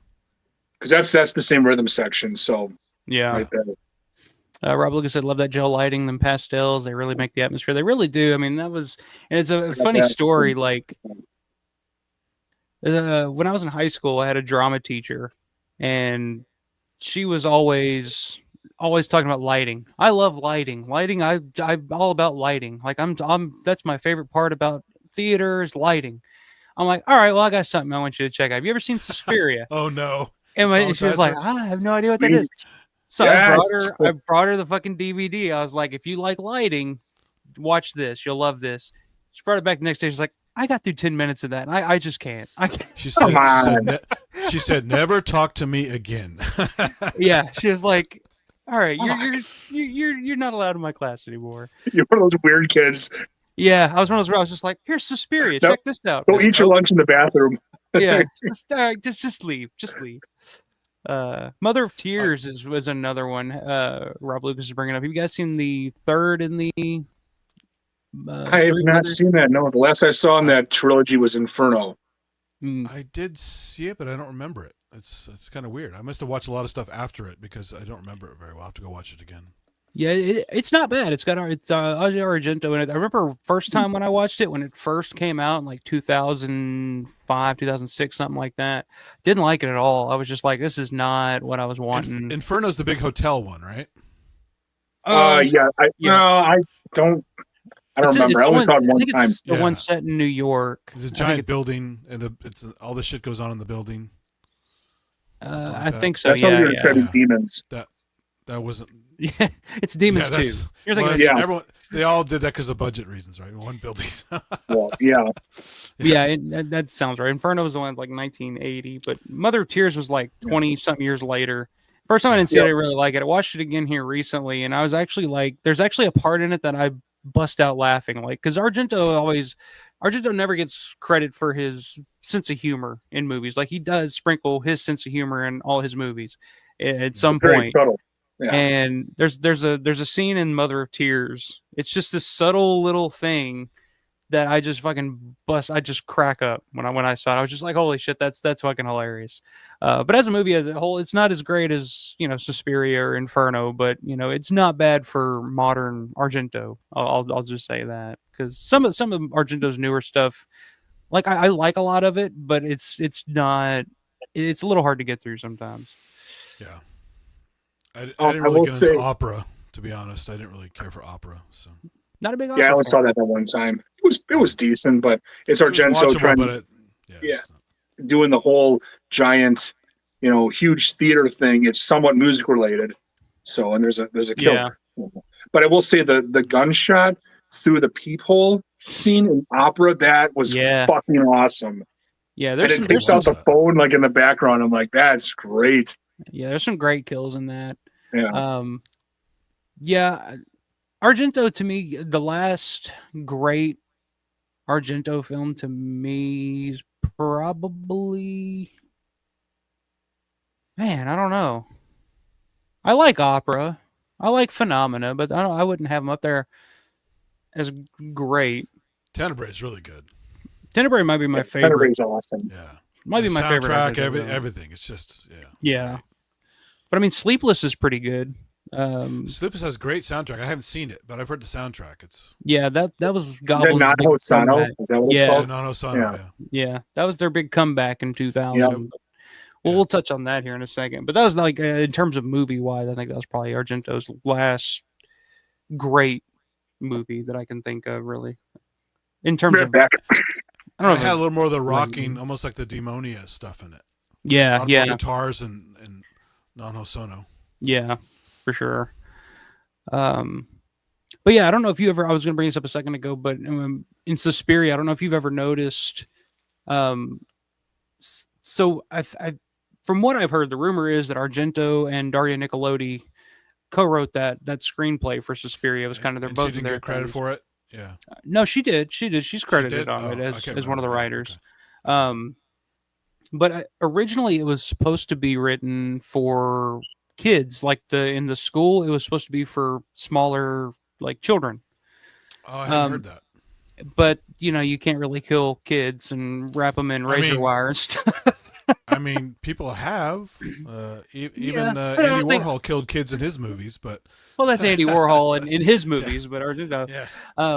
But the rumor was always that they couldn't use real little girls in the movie, so instead Argento designed everything in that movie way bigger than it is in real life. So if you watch, there's certain scenes where Jessica Harper's character is going and opening doors, and the door handle is always up higher than she is, where it looks like she's, to give the illusion that she's a young girl, to kind of play into that fairy tale aspect of the Alice in Wonderland. In Italy are higher anyway. Aren't doorknobs higher in Italy anyway? Possibly. Like I said, this is always the rumor that I've heard, is that if you just go back and look at a lot of the sets, everything seems a lot bigger than it should be at times. And Argento was kind of going for that, to kind of give you that illusion that they're, because if you look at the way that the actresses act in that movie, they act like little children. They're just like, you know, they do that shit. And you're just like, and you're watching it as a adult. You're like, why are they acting like that? But if you look at it in that perspective that Argento's trying to portray them as children, it's like, oh, that makes total sense. So I don't know. Sadly, I've worked with adults that act that way, but that's another story. So yeah, I think we all know adults that act that way, but they're not being paid 800 lira. Yeah, exactly. So yeah, the Suspiria. I mean, we get Vampire, which is not an official score per se, but it is a soundtrack, and I think it's fucking brilliant. I've got this point. So the Vampire soundtrack, I almost prefer to the Donald Rubinstein score. I'm almost at that point because I love listening to it that much. Not the actual cut or the actual movie itself. The movie itself, but how the Goblin music works. Yeah. But the music in it, like some of it's just like, oh, this is fucking great. Like it does. It is. It's the mixing of it is perfect in some of those scenes. Roller through the opening titles was like spot on. Just how the organ goes in, and then it's the song, and the title comes in, and that was fucking awesome. It's like it's frozen, then it's like. And then it kicks in, and then that's when Cuda and you see him start walking, and it's just like it's awesome. And when it says like Regia de Jorge Romero, and that last like bam, that huge organ at the end of the song, it's like the perfect fade, and then it's like the song starts over, and Cuda and Marta are walking. Yeah, that's really fucking awesome. Yeah, Synth, you've seen Vampire, right? I like the soundtrack they did for it, but I don't like the way they edited the movie and changed the vibe. And it doesn't work. It's kind of fucked up. Yeah.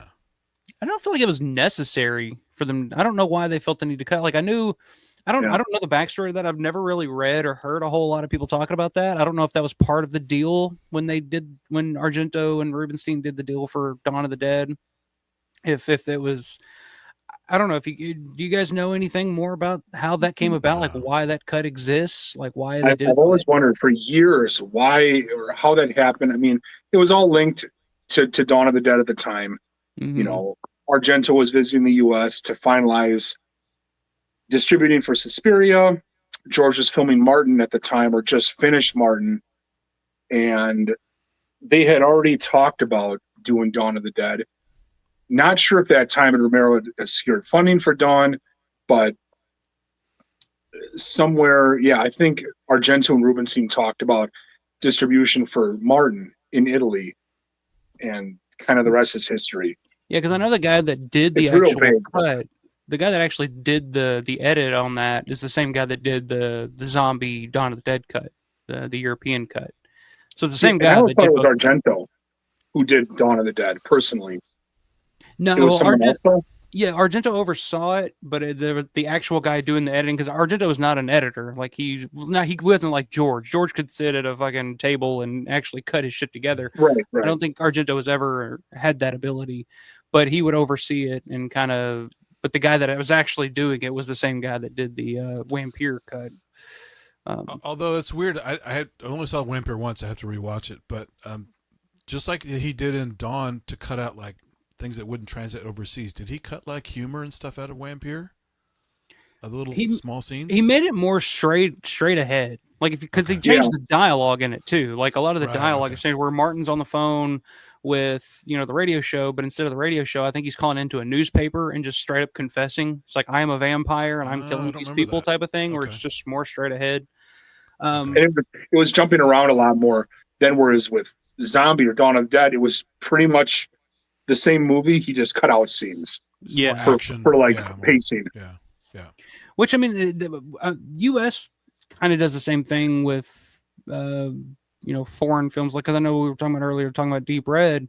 The U.S. cut of Deep Red is really heavily cut down, because in Italy, it's like a 2-hour and 15-minute movie or something like that. It's just a longer film. The U.S. cut they cut it down to 90 minutes. So they cut out a lot of the like romantic, the romantic comedy scenes or whatever between David Hemmings and Daria Nicolodi, and they cut a lot out of just to keep it moving, keep the pace going for American audiences. Yeah, that's the U.S. format, 90 minutes. Otherwise, forget it, right? So pretty much, it's not going to be a hit at all. Yeah. But the music in Vampire is fantastic. Like I said, it's used from Roller and the Cockroach Named Mark and couple other different things in it.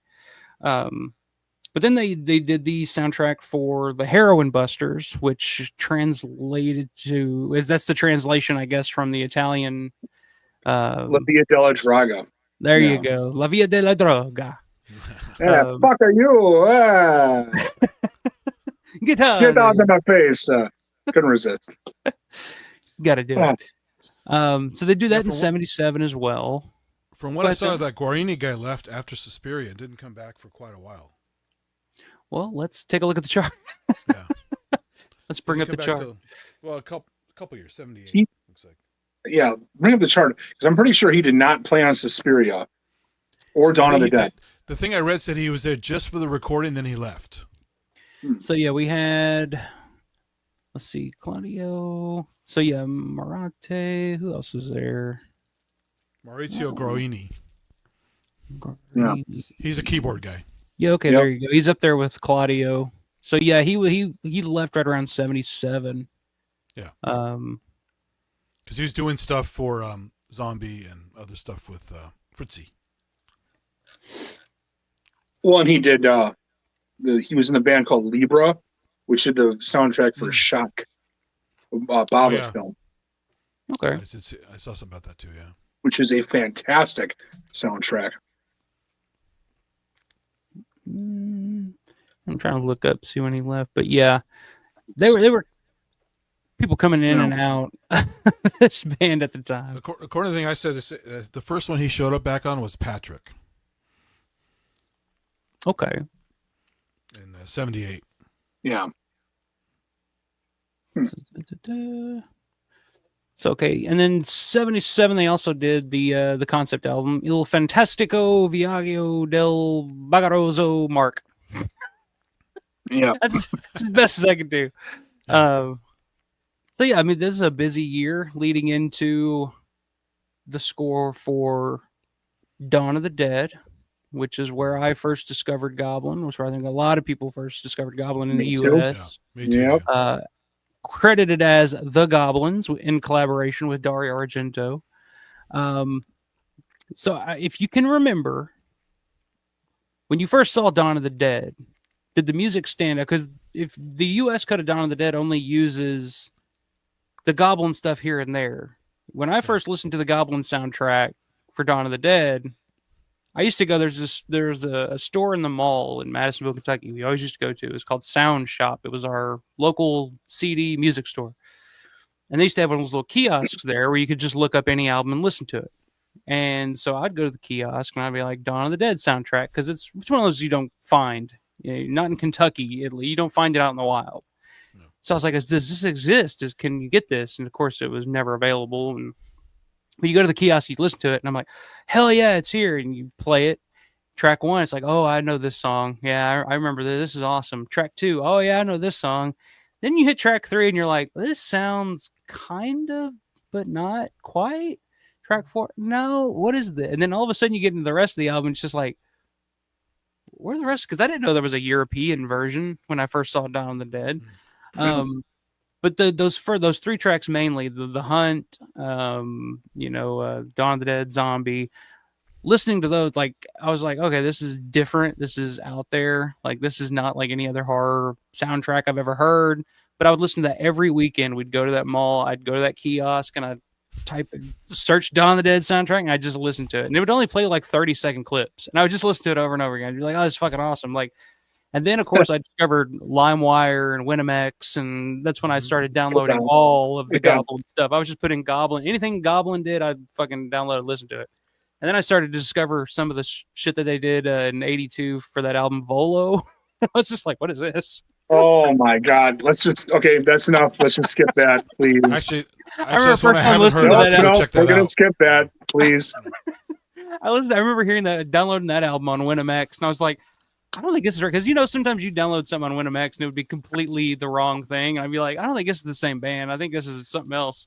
10 years later, I find out like, no, it's kind of the same band. Look, Tangerine Dream had Cyclone. Everyone has bad albums, so. But that album is not Goblin. It's no. They were trying to go down the, I don't know, Phil Collins route or something. I don't know what the hell that was. It was like is it the three main guys still? No, it's Guarini and Pignatelli, and that's it. And then it's a bunch of other guys. Yeah. You ever see the video from Volo? Holy shit. It's a slice of. It's a real slice of '80s nostalgia. Check that out. We'll say that. Andy, have fun with that. It's something. I like bad stuff too, so I'll enjoy it, even if it's bad. So if you like, you're gonna be stuff, like, this is the same band that scores Suspiria. Wow. Yeah. Yeah. But yeah, what are you guys' thoughts? I mean, it's obviously, like I said earlier, the Dawn. There's the soundtrack that they did for the Zombie, Dawn of the Dead. It's the most eclectic album that Goblin ever did, I think. Like you said, they kind of covered a lot of ground, a lot of different genres on this. And what are you guys' thoughts overall on the album? I mean, obviously, Paul, it's probably a pretty inspirational album for you. That is the album that changed my life forever. La Cassia, that's my favorite song of all time. But for Dawn of the Dead, I mean, they really wrote the songs for each scene, especially the main theme of Dawn of the Dead. Mm-hmm. That works throughout the movie in several scenes, and it just, they were obviously catering to the Italian version, Dario Argento. Yeah. But they didn't really care about the U.S. release at the time. Well, then again, it was up to Romero. I'm going to choose what songs I want for my release. He obviously had the contracts with like DeWolf Music for the library tracks, and he loved that stuff. He said that before. He loves those schlocky library tracks. Yeah. And of course, those work perfectly in his cuts, and that's been established. But I've always said his placement of the Goblin songs in the theatrical cut and extended cut work perfectly. They're genius. You can tell when it's not a library track and when it's a composer like Goblin, Yeah. What do you guys prefer? Do you prefer the library stuff, or do you prefer the Goblin? I got to go with the Goblin stuff, but my favorite cut is the extended cut. And with that, the library music mixed with the Goblin stuff, it's perfect, It's just, and it's got, even still has like some of the tracks have that prog rock Goblin-esque sound. They just happen to be like that, But I prefer theatrical because it has all of George's hard work of editing the sounds and layering the Goblin with the library music, and it's fucking great. Yeah, that's another thing we've talked about before, is just George's brilliant sound editing of edit, especially that first opening sequence. It's like, which I know Synth has done like a little breakdown of that before. Like, yeah, it's on my channel, breakdown video how he did it. Quick just and like dirty. I didn't make it perfect, but it's fun. Mixing all that together, like 5 different tracks into one, blending it all together, like it's fucking incredible. And it flows perfectly. Yeah. How many directors do that? Not many. It's crazy. Ones that the budget is no object, that's for sure. They can just have one track that just fits the scene, where Romero was kind of forced to we can have these tracks combined together and it'll make the whole scene. And it works perfect, The funny thing about the tracks not used in the US cut, you hear them all over the place. You hear them in Tenebrae, you hear them like in the shopping, in their store, you hear like the funky music playing in the store, and like, that's from Dawn of the Dead music. Zombie, the romantic dinner music. And I even saw a movie that had some kind of a outdoor tropical theme or whatever, and it had the ooh yeah, ooh yeah, ooh, oh yeah, really the tribal song, gunshot theme. Well, that's the funny thing. It's like, I was kind of surprised knowing George's taste. I don't know, like, I don't feel like George was the biggest fan of that score that Goblin did. I was kind of surprised later, after finding out more about it, that George used any of it. So I think the fact that he used some of it kind of goes to show how good some of that music really was. Yeah, because I feel like if it was up to George, it would just be library shit. Like he seemed to prefer that most of the time. And he's talked about that. He prefers just using needle drop and stuff like that. Yeah, they're slow tempo, but they have a sense of dread for most of them. But totally again, fits him. it's like he had the licensing for the Goblin music. It was already there for, at the time for his cuts too. And he's like, well, I'll see what I can do with some of this Goblin music. Argento can have his cut in Italy, obviously. I got my U.S. cut. I got these library tracks. Let's see what these Goblin guys can do. Like, ooh, I like this song. Well, I'm going to use it here. Ooh, the song in this truck scene would be perfect. So I'm going to do that. And I fucking love that. That's great. Yeah. He put his own confidence into the band Goblin to use him in his movie. And I mean, look, people love it. And for a movie made in the U.S. too, it was probably, kind of jarring for a lot of for American audiences to hear that type of music, because that kind of hit me seeing Dawn in the theaters for the first time the past couple of years that it's been kind of in playing again. It's going to sit in the theater with a bunch of people and trying to pick out like, okay, like I don't feel like this person's ever seen Dawn of the Dead before, so I'm gonna kind of keep an eye on them, see what they're reacting to, what they think. Guy sitting next to me in one of the screen, one of the 3D screens, the first time I went to see that. Guy sitting next to me obviously had never seen the movie before, because every time that Jay Stover's on the screen with the rifle to his head, he fucking cracks up. He's like, "Oh my god, he's still got the gun!" It's just like, "Oh wow, that still works." Okay, so like doing that, like when Goblin would come on the screen, especially in the scene where they're coming down the hall and they all in there in the hall and they got the Vandelleros and they're ready to go on the hunt. Great fucking shot, yeah. And it's just it's just so different. Now, you could kind of tell that the people hadn't. It's not the type of music you're used to hearing in a quote unquote horror movie. Yep. And I think for American audiences, I think that was a big part of Dawn's success, is that it just feels like it's from another planet. Like this was made. Where was this made? Like, what is this? Like, it's something completely different. Well, because that played in some scenes that were kind of funny, it works because it is a quirky theme. A little bit, it does, yeah. It's not like a horror movie. It's like it's a big adventure film, Yeah. That's why a lot of those songs work so perfect. It's an adventure film, tells a story, but there's still some pretty graphic stuff in it, Yeah. And then, of course, they finally released like the alternate takes, because like if you watch the US version, you hear a lot of that stuff. A lot of the alternate version of Dawn of the Dead, the boom boom boom boom boom when they get to the mall. First time you get that soundtrack, it's only those 10 tracks. You don't hear any of it. You don't hear any of that. So then years later, they relate, and a lot of that stuff I like just as much, if not more, than what we actually get that on the roof when they land the helicopter. You get little snippets of it. Yeah. In the theatrical cut. Yeah. That's awesome. Like, I love that the use of that music in that scene when the helicopter, because it makes the mall seem like this science fiction, like they're landing on a different planet type of thing. You know what I mean? What's a shopping mall? It's uneasy because they don't know if something's on top of the roof. They're looking around like, it's like you're landing on the moon. Like, it's like, where are we? Consumer paradise. Yeah. So I assume you guys are fans of the movie too, right? Not really. Right. No, it kind of sucks. I don't know. Well, what are you guys' thoughts on the Argento cut of the movie? I like it. I think it's a great hate that action-packed zombie movie. Yeah, some people fucking hate it, and some people love it. I think it's great.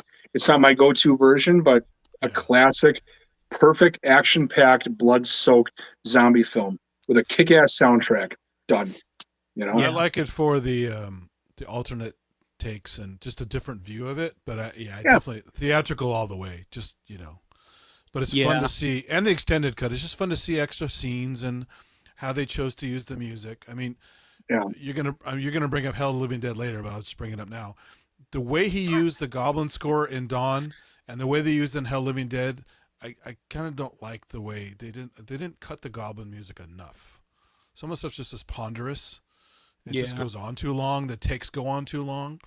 But they forgot to edit it. Yeah. Yeah. And it's just like, don't just leave it a needle drop and let it go. You have to edit it around it, right? Like George did. But it seems like they used used a lot of zombie in the Argento cut. You hear that like da da da da do. Any action scene, it's just that over and over and over again. It's like, and then you're like, here we go again. There's that thing. It's like you win some variety. Right. Yeah, and you do end up missing, like, I know I end up missing a lot of the music cues in the US versions. Like there's the gonk and 'Cause I'm a man, you know, that scene where it's like, 'cause I'm a man. You miss that instead of just the weird. Yeah, that weird country music they play during that is like, this doesn't work. It's like the Italians' idea of what country music sounds like in the U.S. Like, it's just like I don't know. Violins, and got some fiddle playing in there and stuff. Like what? It's like there are some rednecks there, but there's also National Guard there. Why is it all country music? You know, it's just okay. So I will say the zombie theme in Argento's cut is used way too much. There's other songs I would have liked to have seen more. You should take some cuts from Roller. I could have seen those working in some scenes in there. Yeah. You know, there's I think I always felt like this was an alternate take or something that they never used that was intended for Dawn of the Dead, and they ended up using it later for something else. But it's one of my favorite Goblin songs, and that's Yell. Yeah. Yell. It's a great song. Yeah. I love this fucking song, but when you hear it, it's like when I first heard it, like I said, downloading it illegally from WinMX, LimeWire, or whatever.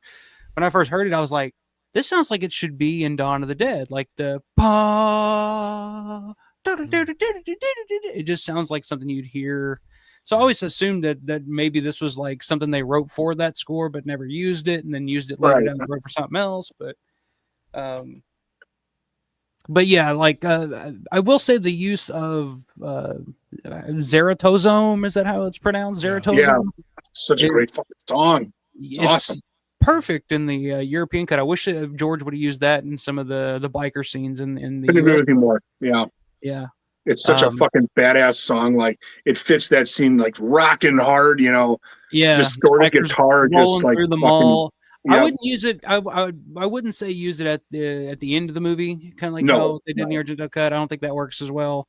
But when the bikers are raiding the mall and you hear that, it's like, oh shit, here we go. Shit's getting real. Yeah, shit's gonna happen. Yeah. People are gonna die, and they're gonna get what they want and get what they deserve. So, but seriously, a fade to black with just credits rolling in the Argento cut, it's generic. It's boring. It's like, who gives a shit? Didn't have the gonk.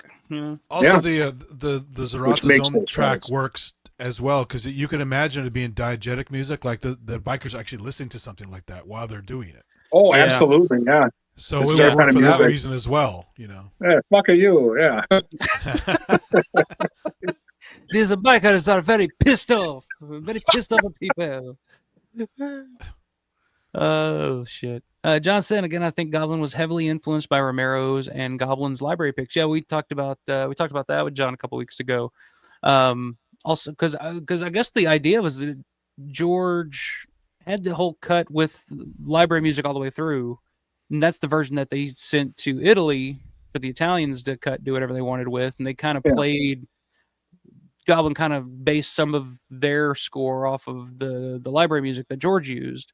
So there could be some of that, because if you listen to like the Safari song or the pie in the face, the torta fascia or whatever. Yeah. That is very reminiscent. Yeah, it is very reminiscent of. So yeah, very good point. Although I think the main two tracks, Zombie, Dawn of the Dead, Zombie, and The Hunt, may have been done before seeing the film. That's possible too. Yeah. That could. Well, I mean, the European cut came out, or it like 6 months earlier, came out before the US version. Yeah.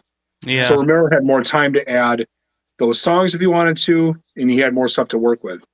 Whereas Goblin, just finished recording Dawn of the Dead like mid '78, let's say.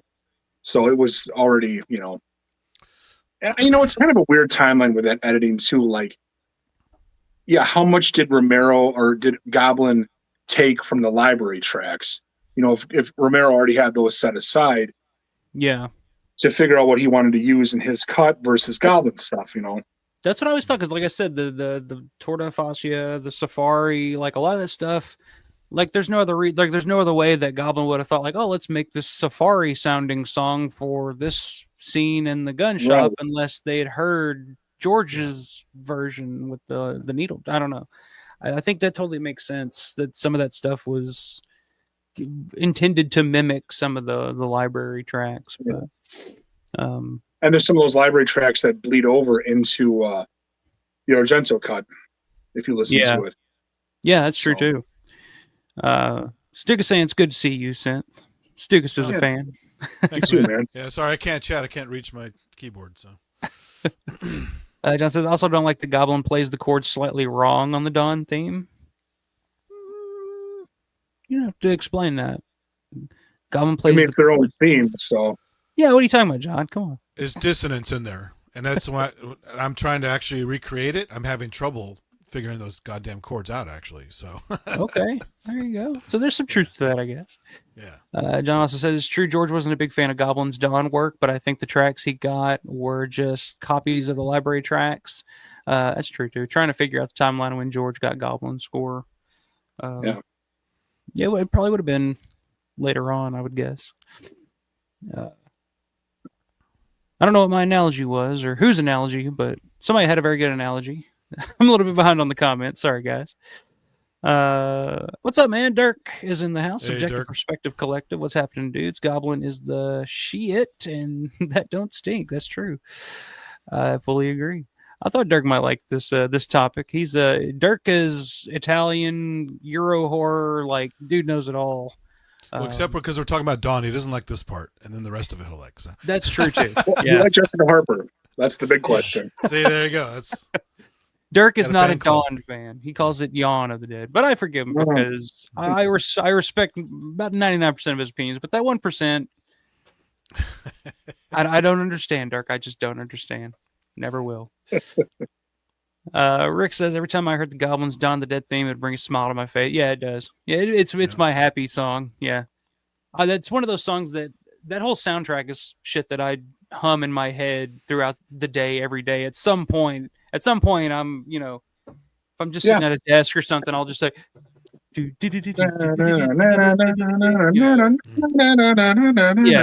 Yeah. You're making your sandwich. You're like making your sandwich. Yeah. Making it as fast as possible. Yeah. They just got a big mess, but it was worth it. Hey, what's up, Disrupt Media? What's up, y'all? Good to see you, man. Hey. Dirk says Profondo Rosso has to be my all-time favorite Goblins track. There you go. I think it was a big hit back in the day. So yeah. John said, I mean live. They're all major, whatever the hell that said. Major seventh. Oh, okay. Yeah. Yeah, I don't know. I don't read music. Except the first one, that's straight E minor. Should have specified. Yeah. Okay. That song, yeah. The main theme of Dawn of the Dead, I see what he means. Like live versus the studio. Yeah, it's way different. They took a couple liberties with that. But I get it. The main theme is kind of boring, so they had to kind of shorten it and make it for a concert. So yeah, I get what he's saying. I remember him playing it pretty straight when I saw him in 2013, but I don't know, maybe they changed it. It's been pretty straight. They haven't played it like the album, like spot on like the album. Because the Simon Eddy clips I heard the other day for his stuff, he's playing things a little bit differently. Yeah. But. Oh yeah, FX music. Yeah. All those library tracks, Argento, near Argento tracks, carousel music, the jungle music are actually on the effects track, not the music track. Okay. Yep. There you go. But so yeah, Dawn of the Dead 78. Would you guys say that that's still like their biggest claim to fame? I guess probably in the Number US. one, I mean, they've released that so many different times. I have a billion different releases. Yeah, Dawn of the Dead is definitely their most well-known for U.S. audiences. My all-time favorite soundtrack and album.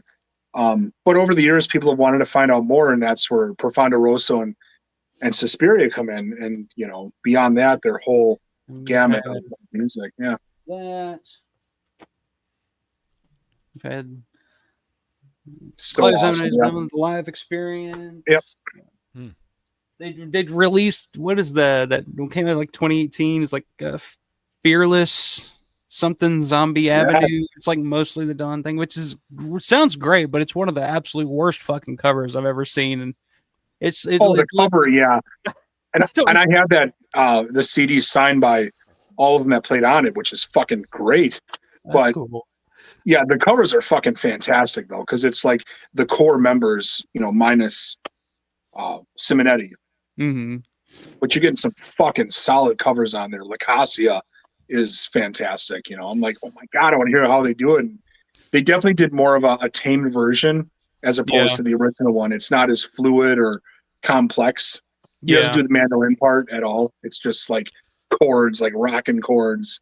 But it's still very, very the good. original blue sleeve vinyl, not the one you had said the red text. I just had the black text. But yeah, Larry was showing off that red text vinyl. I think it's like a Canadian pressing. The one with the because I only ever saw the black one when I bought mine in the 80s. So yeah, the black one's easier to find. I just pull it out here. Yeah, that's it. So the black text here, Dawn of the Dead's in black text. But there is a version of this where this is in red, and it's rare, harder to find. And that's what that guy we were talking to at the show at LDW. He's from UK, so they would have the red one over there. Yeah, that makes sense. So, and he just had it like he didn't even know. He was just like, "Oh yeah, I got this." His backpack, yeah. I was just like, well, "What do you do?" There you go. There you go. Is it the Canadian pressing, right? This is. I don't know. It's the Verisar band. Or something Canadian, or maybe I found. I don't know. But yeah, it's a little harder to find. They're both very Saraband, but the red one or the red one is. It should be. Mm-hmm. I did not know that. I've never seen the red one here. This is the first one I ever bought on. I won this on eBay for like $30 back in 2009. That's a fucking steal because they're like $200 now. If you can find one, they're hard to find with that red lettering in the back. Because the plain was $20 when it was just normal. So yeah. Well, and this one's beat to shit. This was on Etsy for $40 a couple years ago. I mean, it's broken and So even those are hard to find under $100 anymore. So, but yeah, they've done that soundtrack in so many different ways. I mean, there's the Demonia soundtrack, which I have, which is like it's all metal. It's a metal cover. Yeah, it's not bad. It's just is it pretty good? You guys like that one? I do. I like it. Yeah, I think it's very well done. Yeah. They do a cover of Roller on that, I believe, which is fucking awesome. Oh, really? Let me see. Is that on there by any chance? It's been a long time since I've listened to this version.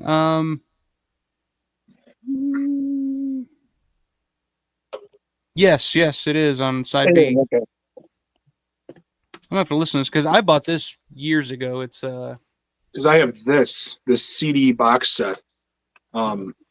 See it.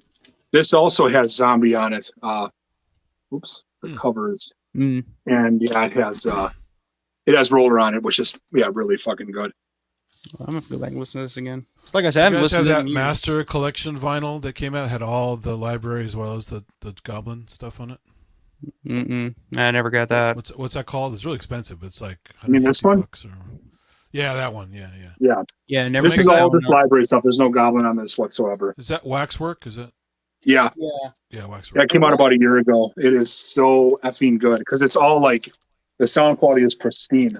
I never about the second site. This is the Waxwork Goblin version that they have. Yeah, I don't have that one. Yeah. That's really hard to find now for a good price. Yeah. But yeah, I never did pick up I never did get that one with the library tracks, which is like the complete. We're not complete, but as complete as you can get. But do you have the second site Blu-ray because that supposedly has all the music in it? Yeah, the big box set of that has all the library tracks. So you have it if you have that. So.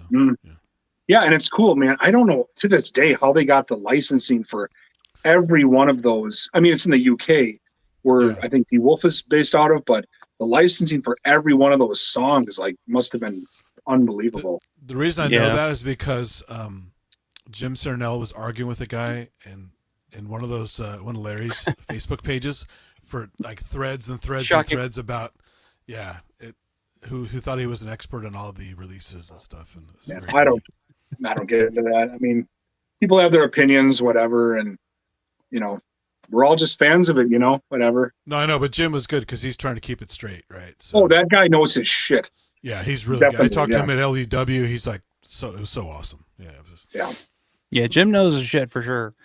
He did a Q&A or a thing with Michael Gornick about the library tracks on Creep Show. Yeah, that was really awesome. And he had this vinyl from like Night of the Living Dead that they used, and we actually got to touch it. Like, holy fuck! Or I don't know if it's the same one, but the reel-to-reel tapes and stuff. Cool. That was it. Yeah, I'm like, God damn, that's really fucking cool. Yeah, Rick brings up a pretty cool point here. I always want to go back to my local mall when I hear that theme. If you guys ever, I don't know if you got a chance to do this, Synth, when you were at the Monroeville Mall back in June, but have you guys ever had a chance to put on some headphones, play the Dawn soundtrack, and just walk around the mall listening to the soundtrack? I've done that twice. It is just, it's magical. Like, you got to do it. Looking around, but I was too busy recording everything. So. Oh, that's true. Yeah. You got to do that, man. It's like a rite of passage almost. It's fucking cool. Yeah, you got to have the headphones on and just like walking around, or just sit on a bench too. You're looking around. You're like, this is where it happened. It's in my head, you know. Yeah. First trip there in 2021. I think it was that Sunday. Was it Sunday night, or I think it may have been the Thursday night before. I can't remember. No, probably been that Thursday night before the actual show.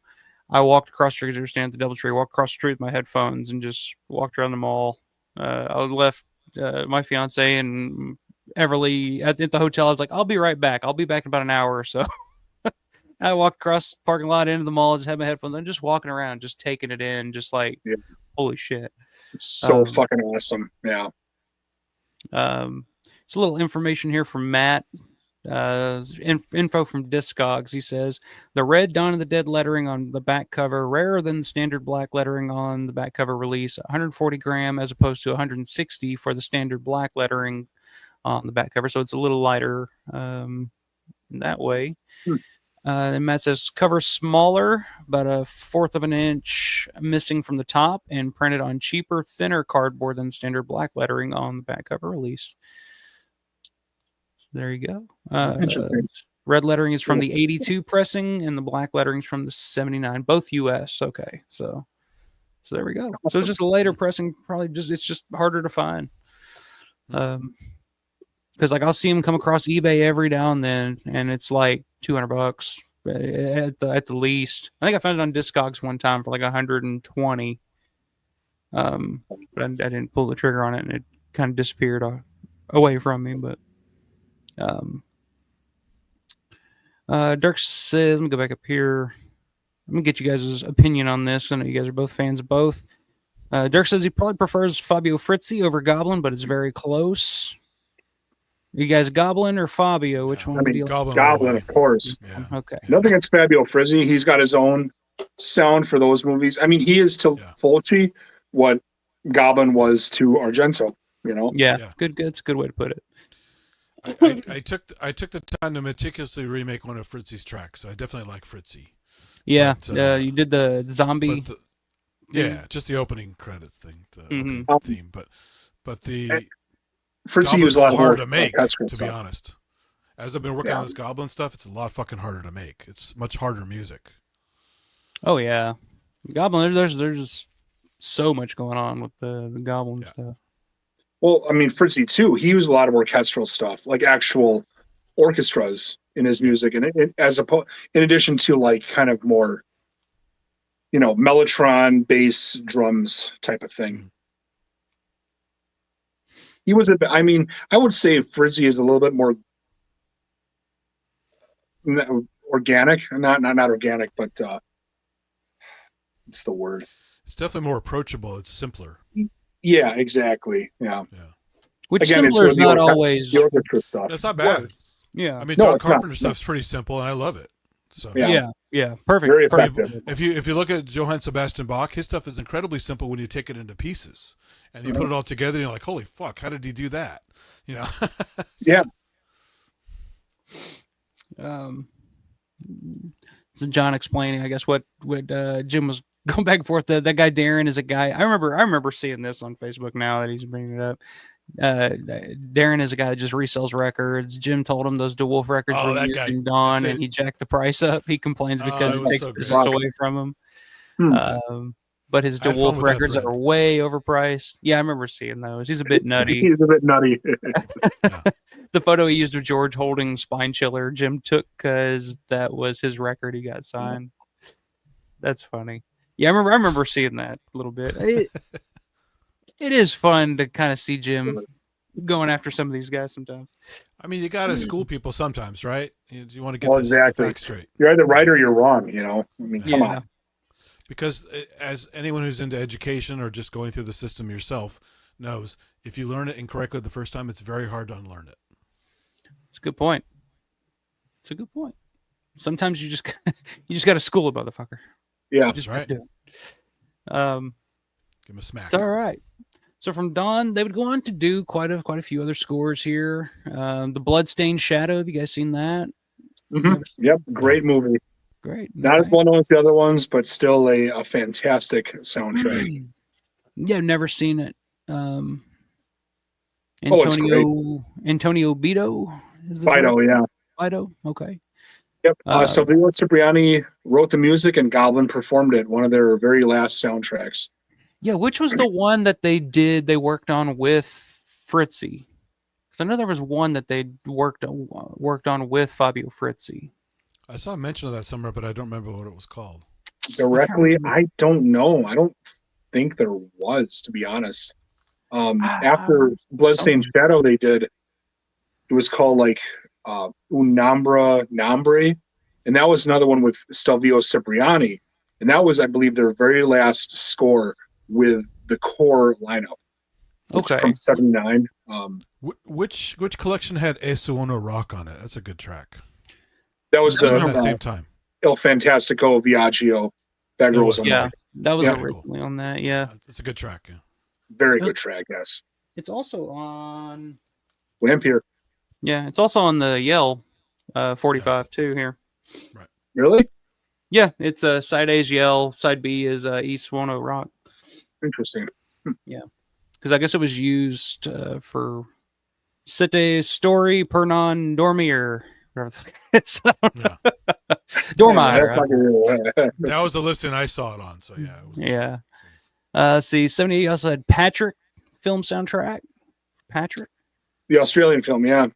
That was Burt Bacharach did the original score, and then Goblin did the Italian one. Oh, really? That's funny. Yeah. I know a couple of people from Mad Max, I think, are in Patrick. I just watched that again recently for the first time in a while. Movie. Oh, fuck, that's so good. That was after I was like, I gotta watch Road Warrior next, so I got that queued up and ready to go next. But yeah, that original Mad Max. I mean, fucking what a movie! I know, it's so badass. Those cars don't make them anymore. And I know it's great. I grew up watching the old Mad Max with the dubbed soundtrack. I love that one. The VHS with the cartoon voices, it's so great. And then I finally, like 2 decades later, I got the Australian soundtrack, the actual one, and it's good. But it's just I'm waiting for the over the top voices, the cartoon voices, and like the police chief is like, nobody showed, like he's all crazy like that. And when he's normally talking, he's just a regular guy. Hey Max, no worries, and I'm like, where's the energy? But he has an accent, yeah, I love the crazy energy. So I don't know if it's just me, but the Mad Max is very homoerotic in a lot of ways. Yeah, well, so is the Road Warrior leather. Yeah, you know? Like the main gang of bad guys. They're all very, those guys especially. Yeah, and then Kundalini. The police chief, he's the big bald guy, and he's sitting there, he's watering the flowers or whatever. He's got the shirt off and just the scarf, and I'm just like, what is going on? In this Why? Movie? Yeah, it's just weird. Is that how they do it down under? Apparently, yeah. Well, they also had vocal affect. If you listen carefully, they're not. Yeah, a little bit. They're prancing it up a bit, so they. So yeah, I don't know. I just noticed that. Yeah, Patrick was very good though. Let's see, Little Italy, 1978, Bruno Corbucci. Yeah. See, in this point, it was all the Squadron anti-gangsters too. It's like a comedy, and they're just doing like, all right, we're just doing like paychecks. You know, it wasn't like. Yeah, there's no heart and soul into it. I feel like more funky, right? It's kind of a funky. Disco tech or whatever. Italio disco, yeah. And the lineups were so different at that point too. Yeah, they were all kind of fragmenting off. Yeah, in their own little ways. Contamination, 1980. pretty good soundtrack. That was the exception. Yeah, That's great. Yeah. That was such a great. The movie is fucking awesome, and the soundtrack is perfect. The alien at the end is so bad, it's great. I love it. Oh God, you gotta love it with the Cyclops. So oh my God, and it sucks the guy up. But there are some beautiful shots when he shows the cave, and then when the light grazes the cave. There's some beautiful shots in that movie. That was really cool. Yeah, even when they're in the warehouse too, and there's all the eggs before the guys explode. Yeah. There's kind of that same lighting thing, and like, holy shit, this is pretty fucking cool. I'm pretty sure they watched The Fury, because that has exploding bodies in it. Yes. And Brian De Palma. Yeah, quintessential De Palma on that one. Yeah. De Palma. So yeah, they do a bunch of shit here. Through the 78 and then around 82. Volo. Yeah, Volo in 82. I love Volo. It's so good. No, I'm just kidding. That album sucks. That album is so You skip Booyah Omega. Booyah Omega's great. What year was that? 79. 79. Yeah. Beyond the Darkness. Yeah. Joe D'Amato. Yeah. I mean, that's a really good creepy. Mm-hmm. It's really creepy, but still dancey, funky. It's a weird mix. It gets a little funkiness to it. Yeah. Yeah. No. Yeah. Then we get to 82, and this would be kind of where the band kind of ends. I mean, they have a couple of things after that. Hell of the Living Dead in 83. They kind of use some of the music in that, of course. But the last film that they do a score for, not as Goblin, but as Simonetti, Pignatelli, and Morante, is possibly my favorite Argento film, and that's Tenebrae, 1982. I just rewatched it a week ago. It's great. It's just so great. It's such an awesome movie. Yeah, for like the twist at the end. Like the first time I saw that movie, I was just like, "Wow, I didn't see that coming." Well, there's a couple of twists. Yeah. Yeah, a couple of twists. Yeah. The music at the table thing with the window. Just I don't want to spoil it. I haven't seen it. That's fucking great. Yeah. To me, Tenebrae is the perfect mixture of 80s slasher gore and 70s giallo murder mystery combined together. It's like those two generations meeting in 1982. Yeah. And you get Tenebrae. And with a drum machine. Yeah. With a drum machine. And I love that fucking soundtrack. Recorder. Oh yeah. So and again, that was like cutting edge at the time. And Goblin was always like, let's utilize this new technology in this new era. Yeah. Slasher movie. And it works fucking perfect. The shot of oh god, sorry. The shot of there was like I seen in Tenebrae where there's like a window and the music is like following this shot of going up a window on the side of the house. It's perfect, you know? Yeah. When they did that track at the 2013 concert, he had the vocoder turned on and he was talking over as he was introducing it. He goes, Paura means fear. Paura. And he said, everybody say Paura. And then he gets the audience to do it. And then he goes, Paura, Paura. It breaks into it. It's really awesome. Oh, everyone knew it was coming. Yeah. Because it's that sound. Yeah. That's cool. I had no idea that's what he was saying in that. I just always like, so the joke between me and my cousin always when we grew up watching, because he when I showed him Tenebrae, he loved it too. And we kind of got on the kick of listening to that soundtrack all the time. And to us, it always sounded like, I'm an Ewok, I'm an Ewok. So we just used to say that all the time. Because they're breaking it up. Yeah, they're stretching it out. Nice. I'm an Ewok, I'm an Ewok. But yeah, I love that score. The soundtrack to that is so good. But the movie itself, is also, I think it's stolen by the Black Eyed Peas, or somebody stole that riff too. There's a famous sample. Yeah, it's sped up. And it's Black Eyed Peas or one of those bands like that. I forgot. I might actually like that band if they took something. What are you guys' thoughts on Tenebrae? I mean, where do you rank it in the pantheon of Argento's work? Because a lot of people talk about Suspiria, a lot of people talk about Fronderoso, but for me, like Tenebrae is, like I said, depending on the day, my favorite Argento film is either Suspiria or Tenebrae, depending on my mood. Like it changes. What do you guys? It's Fronderoso of the '80s, if you want to call it anything. Yeah. Yeah. It sucks that John Saxon got killed in it. because John Saxon is fucking awesome. But didn't fall off. Yeah, but it is a fantastic movie. And it still has that Goblin sound, because you got those 3 core members, and they just transitioned into the 80s so perfectly with that movie. You know, this electronic, futuristic sound, which is kind of like how the 80s was. You know, it was pushing stuff forward with these new electronic sounds, I think. It's also incredibly 80s with all the sex in it, because that was hot for the time, right? All the teen sex comedies and yeah. And again, that Italio disco sound. What can we dance to this? So that's huge at the time. So let's kind of do this. Synth, what are your thoughts in terms of Argento's catalog? Where do you put it? I mean, like you said, it depends on the mood. A lot of these things. I mean, obviously they're all very, very high level, and I like them all very much. And the soundtracks are great, and the change of the tech, because I like all kinds of music, synth or not. But I'm a child of the '80s and part of the '70s, so I was surrounded by new wave and synth pop and all kinds of stuff. So of course I'm going to like the album a lot because of that. But it still has a lot of their chops, right? Yeah, stuff is very well played in there. It still has it sounds like them, but it's still kind of going off in a slightly different direction. So it's not just like every other album they made. So that's one thing about them. People I like Rush a lot, but most of their stuff kind of sounds the same, to me, here and there, except for the really old Rush, like Working Man. I think Goblin changed a lot with their times. They actually, like you can always tell when it's a Goblin soundtrack, and you can always tell when it is, but it's always different. Like I said, like Suspiria is completely different than Profondo Rosso, which is completely different from Zombie. Like Zombie's so eclectic and different and out there.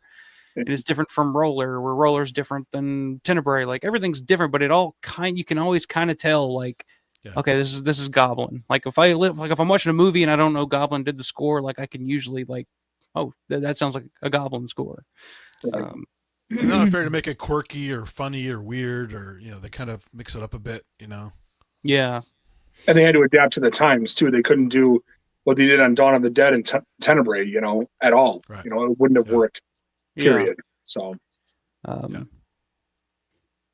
Dirk said Vinegar Syndrome recently put Bloodstained Shadow in Forgotten Jolly Volume 6. Okay. Also says Patrick is solid. Have you guys seen Patrick? Yeah. I've never seen Patrick. I thought you said you did. Patrick was awesome. Yeah. No, I haven't seen Patrick. Great movie. Yeah. Matt says Road Warrior's the best. Speaking of soundtracks, I have the 82 Varese Saraband LP soundtrack for that one too. All right. For Road Warrior? Cool. Yeah, Brian May. Really, not the guitarist and Queen, but really fucking good stuff. That guy, unbelievable composer.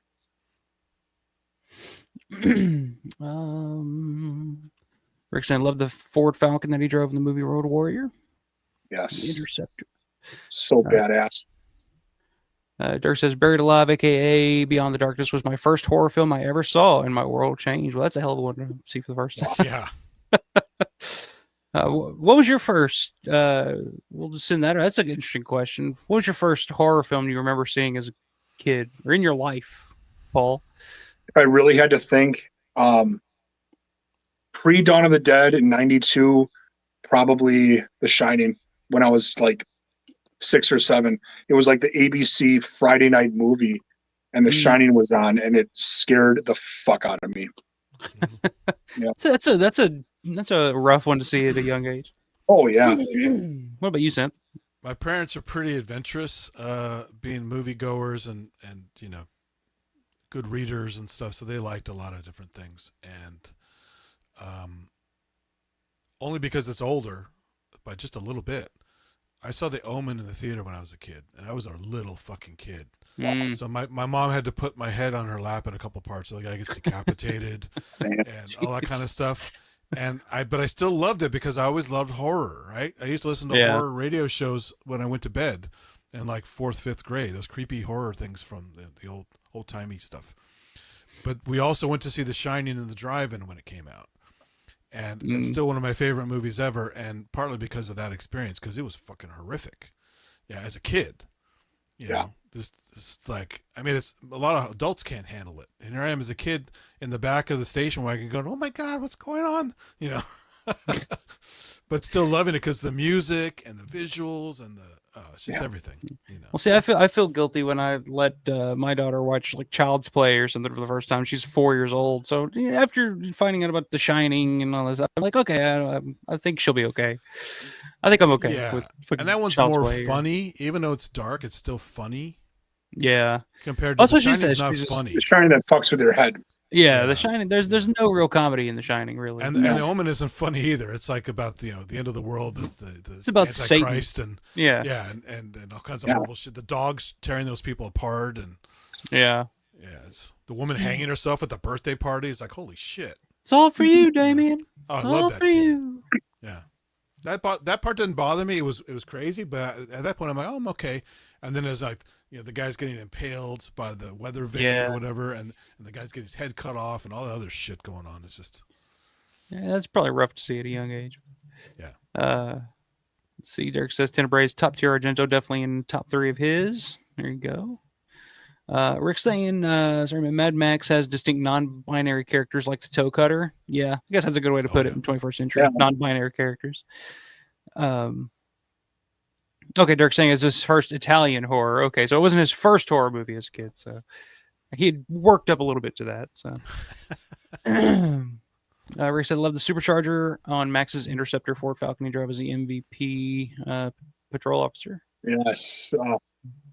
It's the cars that make those fucking movies. They're just they just don't make them like that anymore. They do like the Fast and Furious and shit like that, but a lot of that's CG and it's just not the same. It's like, just it's analog versus digital. Yeah, exactly. That stunt where the motorcycle guy gets his head hit by the motorcycle wheel. It looks like he broke his neck.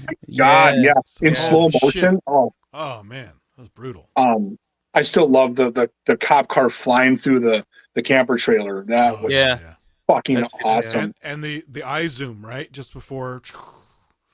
Oh, the eyes that pop out of his head and he crashes into the truck. But he's doing eye zooms in that movie a lot. Of the eyes just popping out. Yeah, he also does it for Humongous in Road Warrior. He zooms in on his face just before he crashes. I think that's the guy in the front of the truck, Vernon Wells. Is that who you're thinking of? Because he gets nailed by the Lord Humongous's truck when he maybe it was that's true. You're right. Yeah, that's right. I got it wrong. Yeah, you're right. But he has it in a few shots in those both movies. He has the eye, the zoom into the face or the eyes. The Fulci style. Yeah. Although the Leone did it first, right? Mm-hmm. Dirk's top 3 Argento, Suspiria 1, Opera 2. Okay, interesting. Tenebrae 3. I'm surprised. Opera's in the top 3. That's interesting. Like I said, some people love opera. Some people are big fans of opera. I've heard quite a few because I know that Severin just released Opera 4K, and that was a big deal when it came out. I still haven't picked that up. I don't know if I missed. I don't know if they're sold out now or what, but it was just hard. I can't drop fucking $60 on shit like that. And it's like, how bad do you honestly need it? Yeah, is it that movie?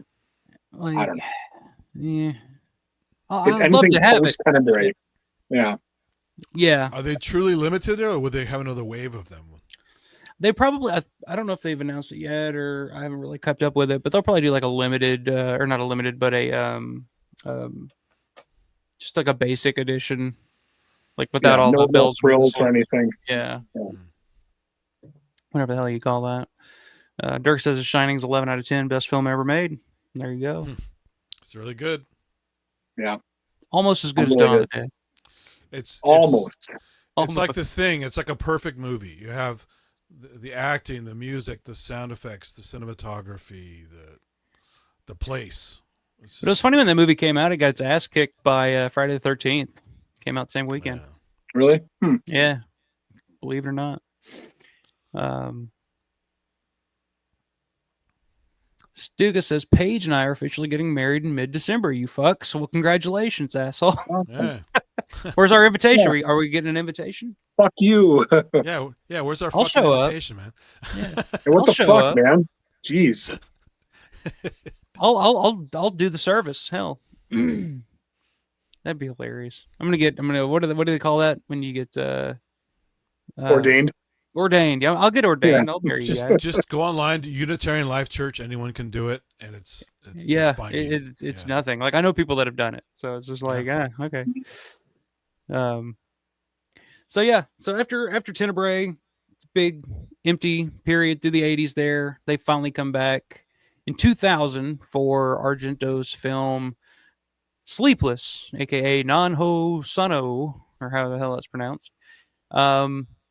And I think it's a great soundtrack. Like I like the movie a lot, and the fact that they came back after 18 years, it didn't seem to miss a beat. And it's like I think Synth mentioned earlier, it is a little more like metal driven. There is some demonia. Yeah, it's got some elements to that into it, but it's more rock driven, more grounded. Yeah. But I was listening to it the other day, and it's a really good soundtrack. What do you guys thought? Have you guys seen the Sleepless here? Just heard the soundtrack. Yeah, I just heard the soundtrack too. I never saw the movie. The movie's not bad. I got it on Blu-ray. Forget who put it out, but I've got it on Blu-ray for pretty cheap here recently, and I just saw it for the first time maybe a year ago. And it's actually a pretty good kind of return to form for Argento. It's kind of a giallo type of film that Argento would do in the 2000s. And he still pulls out the pipe organ for it. It's great. So yeah, I'm all for that. But yeah, big fan of that the main theme of that. I guess it's just Non Ho Sono is the name of the song. But yeah, they come back and I don't feel like they really missed a beat. What are you guys' thoughts on the soundtrack? It definitely caters to a more modern age for Argento, I think. I mean, they always kept with the times, which was respectful. Yeah. But the music, it's not, of course, what it used to be. But the fact that it's the 4 core members of Goblin, you got to give it some credit, you know. Yeah. They decided to put their differences aside, whatever they might have been, for that album. And it's, you know, that is really, really cool. You know, and they still had it. Obviously, they saw the chops, you know. Mm-hmm. It sounds good, but yeah, it's not the complex prog rock kind of stuff. No. Yeah. Not even close. It's poppy. It's more just track to track. Let's listen to one track and move on. You know, it doesn't really stick with you like the other arpeggios did. You know, where Farvour, Suspiria, and Roller. Yeah, I agree with that. But yeah, the reunion wouldn't last very long after that. No. They ended up breaking up fairly soon after that. I forget. I think Claudio came out. They were supposed to play a concert somewhere, and they didn't show up. Claudio showed up. Was the only one there, and he brought his Demonia band to play with him. Something, I forget what the story is, but they basically just split up. They couldn't get along. They still had their differences or whatever. And the one thing I read was funny. They were supposed to get together as a Goblin reformed. I think it was 2009 in New York to do an actual American tour as Goblin. And at I guess the last minute, Simon A said, fuck it, I'm not doing that. I'm coming with Demonia. You guys can do your part as Goblin. I'm doing Demonia. It's kind of funny. They just hate each other, I guess. I don't know. It's weird. Yeah, I don't know. I don't know if it's... Well, see, the thing is, like, I always feel like there's so many... Like, we went through the chart earlier, but I mean, there's been so many people involved with the band over the years that it's kind of been a rotating door, and there's been some constants there, you know, your Claudios and Pignatellis and guys like that, but there's guys that'll come in and go, and there's been so many different reincarnations over the years, especially since the reunion in 2001. So let me see here. Also, they said Guarini was living in Canada for a while. He was, yeah. And they were going to do this 2013, 2012, whatever tour. And so like 2 years ahead of time, they started contacting him, trying to figure it out. And it took them 2 years to get their asses together, you know, just something like that. Okay. So in 2005 to 2009, there was a band, an iteration called Back to the Goblin, which was an album. It was Massimo Morante, Fabio Pignatelli, Agostino Marangolo, Maurizio Guarini, and Aidan Zammit. Not familiar with him, but that was 2005, 2009. 2012, you had the Goblin Keys, which was Claudio Simonetti and Gorini on keyboards, with Bob Scott and Chris Gartner, 2 Americans, obviously. One of those incarnations brought back the original drummer from Profondo Rosso, I think. Yeah, which one was it? I forgot his name, but the guy was there for Walter Martino. Yeah, Martino. Yeah, Walter Martino. Which version? He's with this new one, this Goblin Legacy, the current one. That's it. Yeah, he came back. Goblin Legacy. Okay. They had New Goblin, which is like New Coke, I guess. 2011 to 2013. The originals, the new originals, and the regulars, right? So. Yeah, exactly. I get this lineage. It's just Goblin Rebirth was a thing. They released an album, 4 of a Kind. Goblin 4 of a Kind. Yeah, it wasn't bad. Again, the fact that you have the original, like the classic rhythm section, that makes it. That's really fucking solid. Yeah. But yeah, there's just been so many different. And of course, we got Claudio Simonetti's Goblin. They're currently on tour doing their thing, and that consists of Bruno Privatali. I don't know. I don't want to pronounce this name and get it wrong. Tita Tani, is that how it's pronounced on drums? Tita Tani. Yeah. And let's see, Federico Amorosi. I don't know these fucking people, but I know Claudio. That's what I'm looking forward to seeing. So what you just described, that's the Daemonia lineup. Yeah. The current lineup is Simonetti, Federico Marconi, Cecilia Napoli, and the guitarist. I don't know his name. It's not Bruno Privatali though. Yeah. But some other metal guy playing guitar. So Goblin Legacy is Maurizio Gorini, Roberto Fasciani, Walter Martino, and Giacomo Anselmi. Yeah. Claudio Simonetti's Goblin is Claudio Daniele Amador. That's the guitarist, yeah. Okay, there you go. And then there's Goblin Rebirth with Fabio Pignatelli. I mean, there's it's all over the place here. Cherry 5. There's Cherry 5 is stuff again. Like it's so you have a good show. It won't be that many original members, but you'll have a good show. Exactly. Well, they all kind of bring their own flavor to this variety of different lineups. It's just you're gonna get that Goblin sound no matter which lineup you see. Yeah. And again, they bring their own flair. Exactly.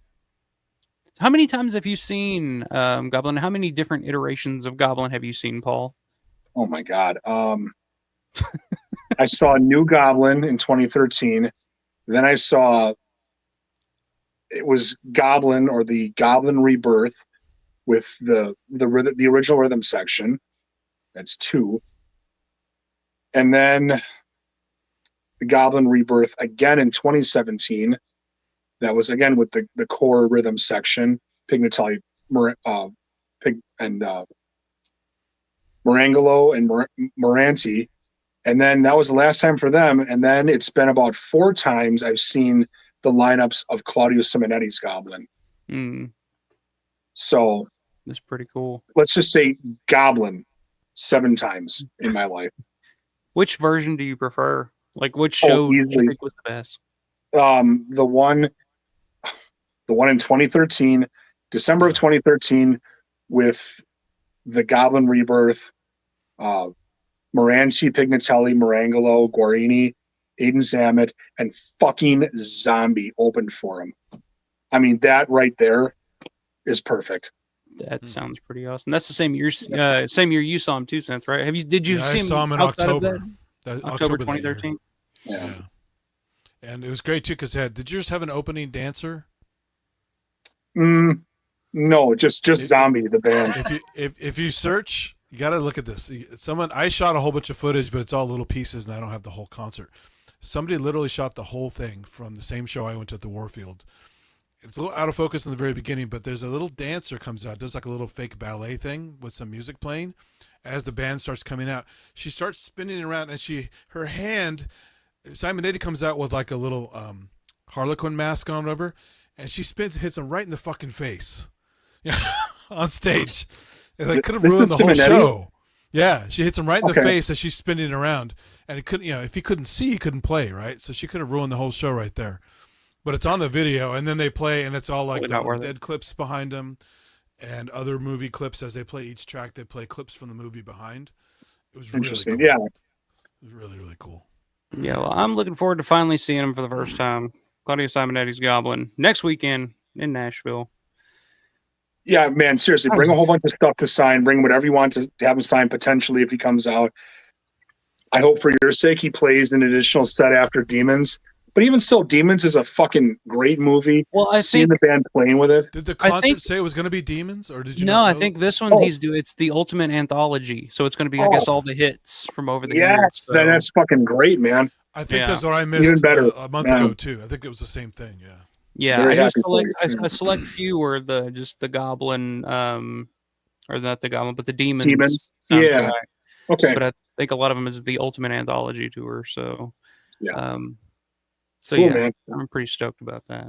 Yeah, that's good. Yeah, he's doing Demons at a bunch of dates because last year when it was all Demons, he missed a few cities that he wanted to perform in. So he's kind of making up for that this year because he didn't perform in Milwaukee last year. I know that.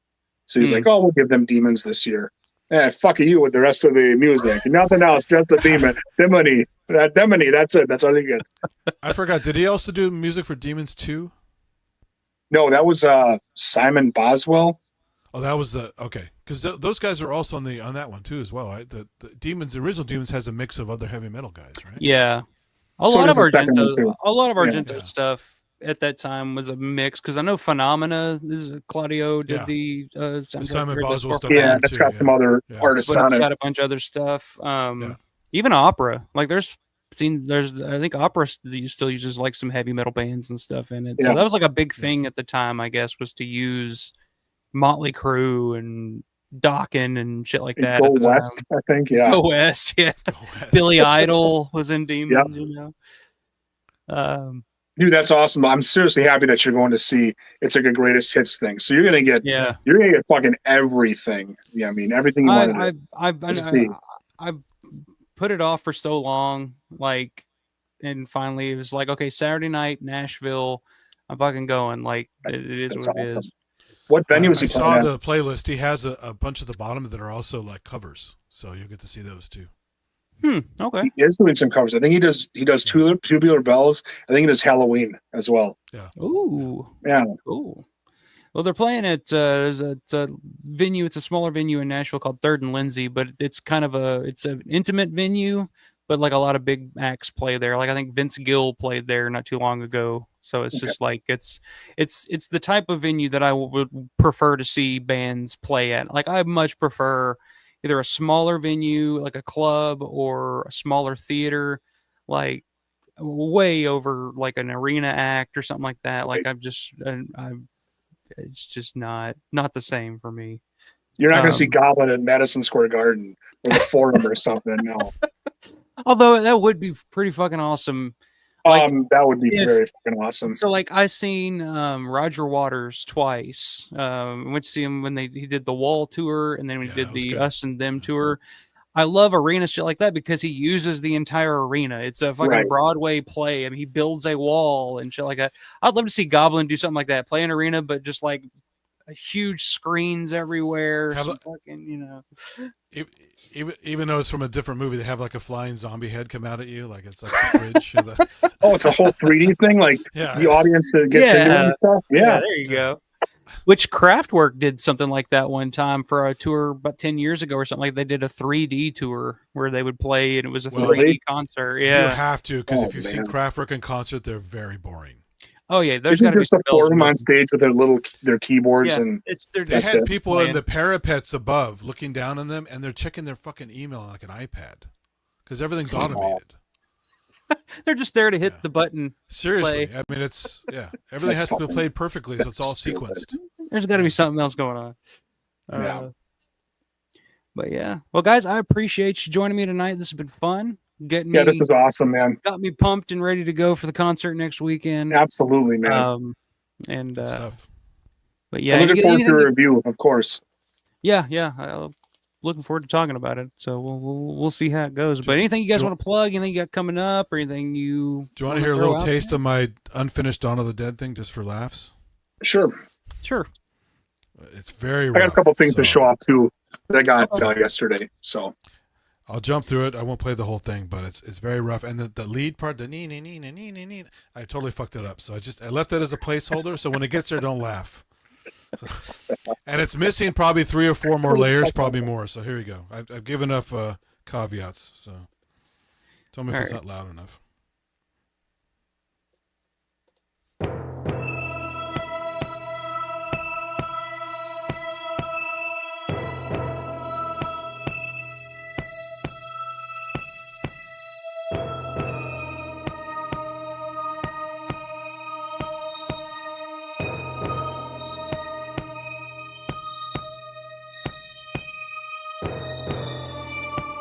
Get the idea. I'll jump ahead to the next part.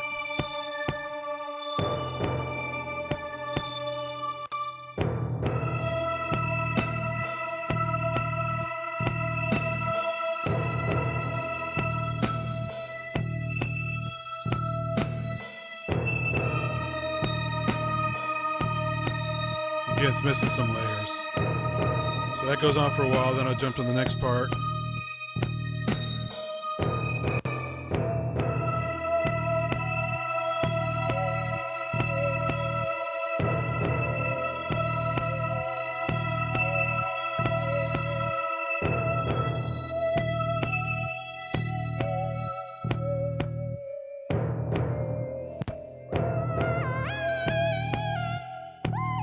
And then I fucked it up. And then I didn't do the second part because I already messed that part up. And then it goes.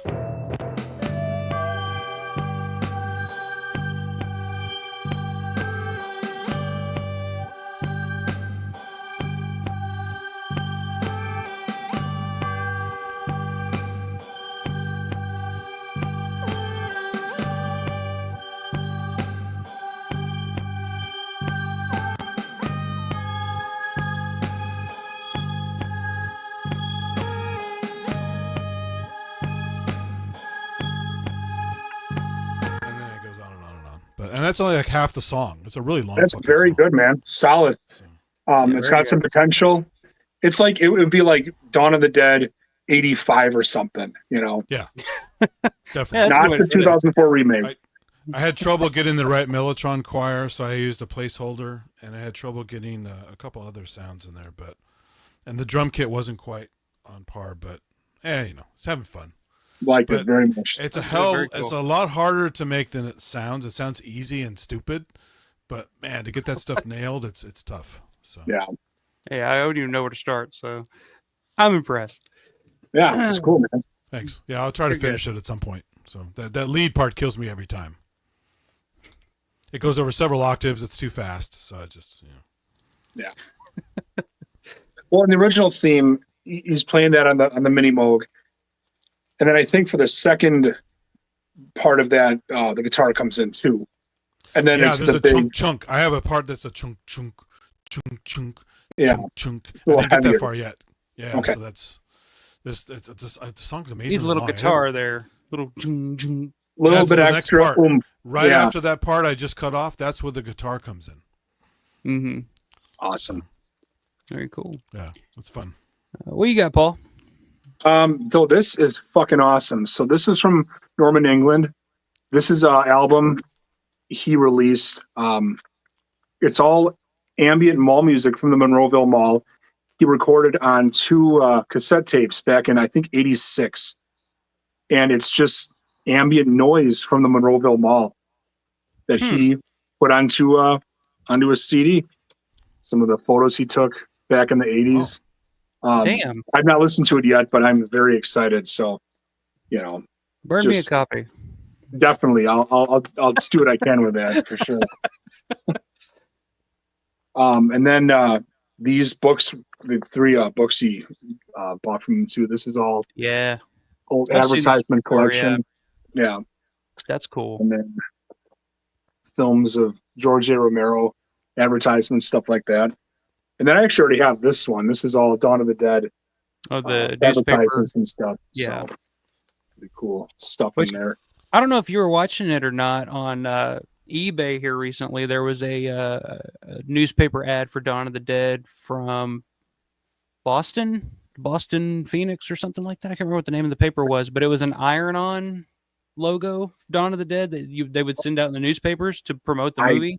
Missed that completely. Holy shit. I've never seen one before. I was like, holy shit, where's this from? I messaged Larry. I was like, Larry, have you ever seen one of these? He was like, does it look like that shirt they recreated? Does it look like that, or is it? No, it's almost like a pink color. It's like a pink hue of a color, and it's a piece of a newspaper. It's like an advertisement, and you could iron it on a T-shirt back in the day.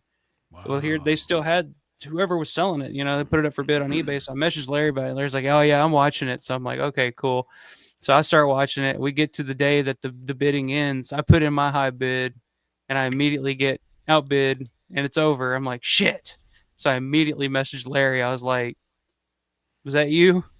Or whatever it was. Larry's like, "Yeah, I had to get it," and I was like, "I knew you fucking outbid me for it." Yeah, but it was pretty good. I've never seen one before. I doubt we'll ever see one again, but at least we know where it went, I guess. Yeah, I'm curious to see what that looks like. That's really weird to me. Wow. Yeah. I mean, it was like it's an iron-on, so it's backwards, but it's like the Dawn logo that you would just you'd rip out of the newspaper, put it on a T-shirt, and iron it on, and you'd have a Dawn of the Dead T-shirt back. And it was like from July of '79, I think, in that newspaper. Awesome. So it was when that movie came out.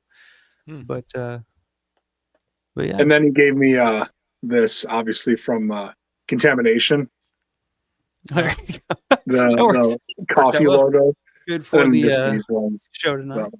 Box Arco Pit Carrot and Monroeville Mall. So yeah, I don't know how much of that stuff he has left in his Garf collection, but yeah, this Mall CD, I cannot wait to listen to that. So yeah, I gotta hear that because I didn't even know that existed until you just showed it to me. Yeah, he made it from his old cassettes that he had. He has the original ones, and I don't know how long it is, but at runtime 72 minutes of just sound from the Monroeville Mall. So that's awesome. See, that's next level nerdom, and that's what I'm here for, baby. That's what I'm here for. Like, I love stuff like that. Oh yeah. So there was a website for a while for that kind of ambient sound stuff. It was called Radio Appareil, and you could get it on your iPhone or whatever, and you could record anywhere you are for like a couple minutes because they didn't want to overload the servers. And you could put a pin down, and so you could listen to sound all over the world. People recorded in malls and in businesses and parks and whatever. And so there's a kind of a thirst for that to a certain extent for people, but not like a super long one. But it's cool that he's way ahead of his time with that. Because that was what 80. What did it say? 86. June 19th, 1986.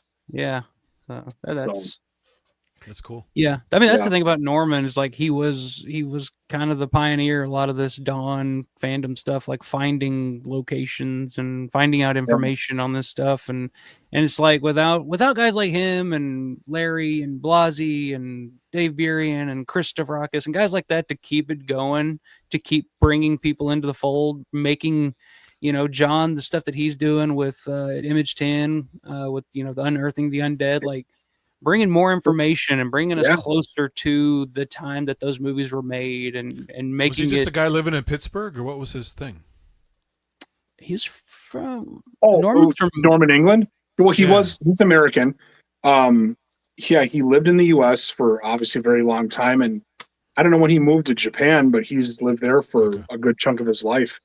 Yeah, I think he was New York, right? Movies. East Coast, somewhere. Yeah, I'm around there. Everything's New York to me. I'm just a hillbilly from Kentucky, and everything else is New York City. Damn it! Yeah, here everything is beer, cheese, and Packers. So I'm cool with that. I love the Packers. Packers. Fine. Yeah, absolutely, man. Go Pack, go.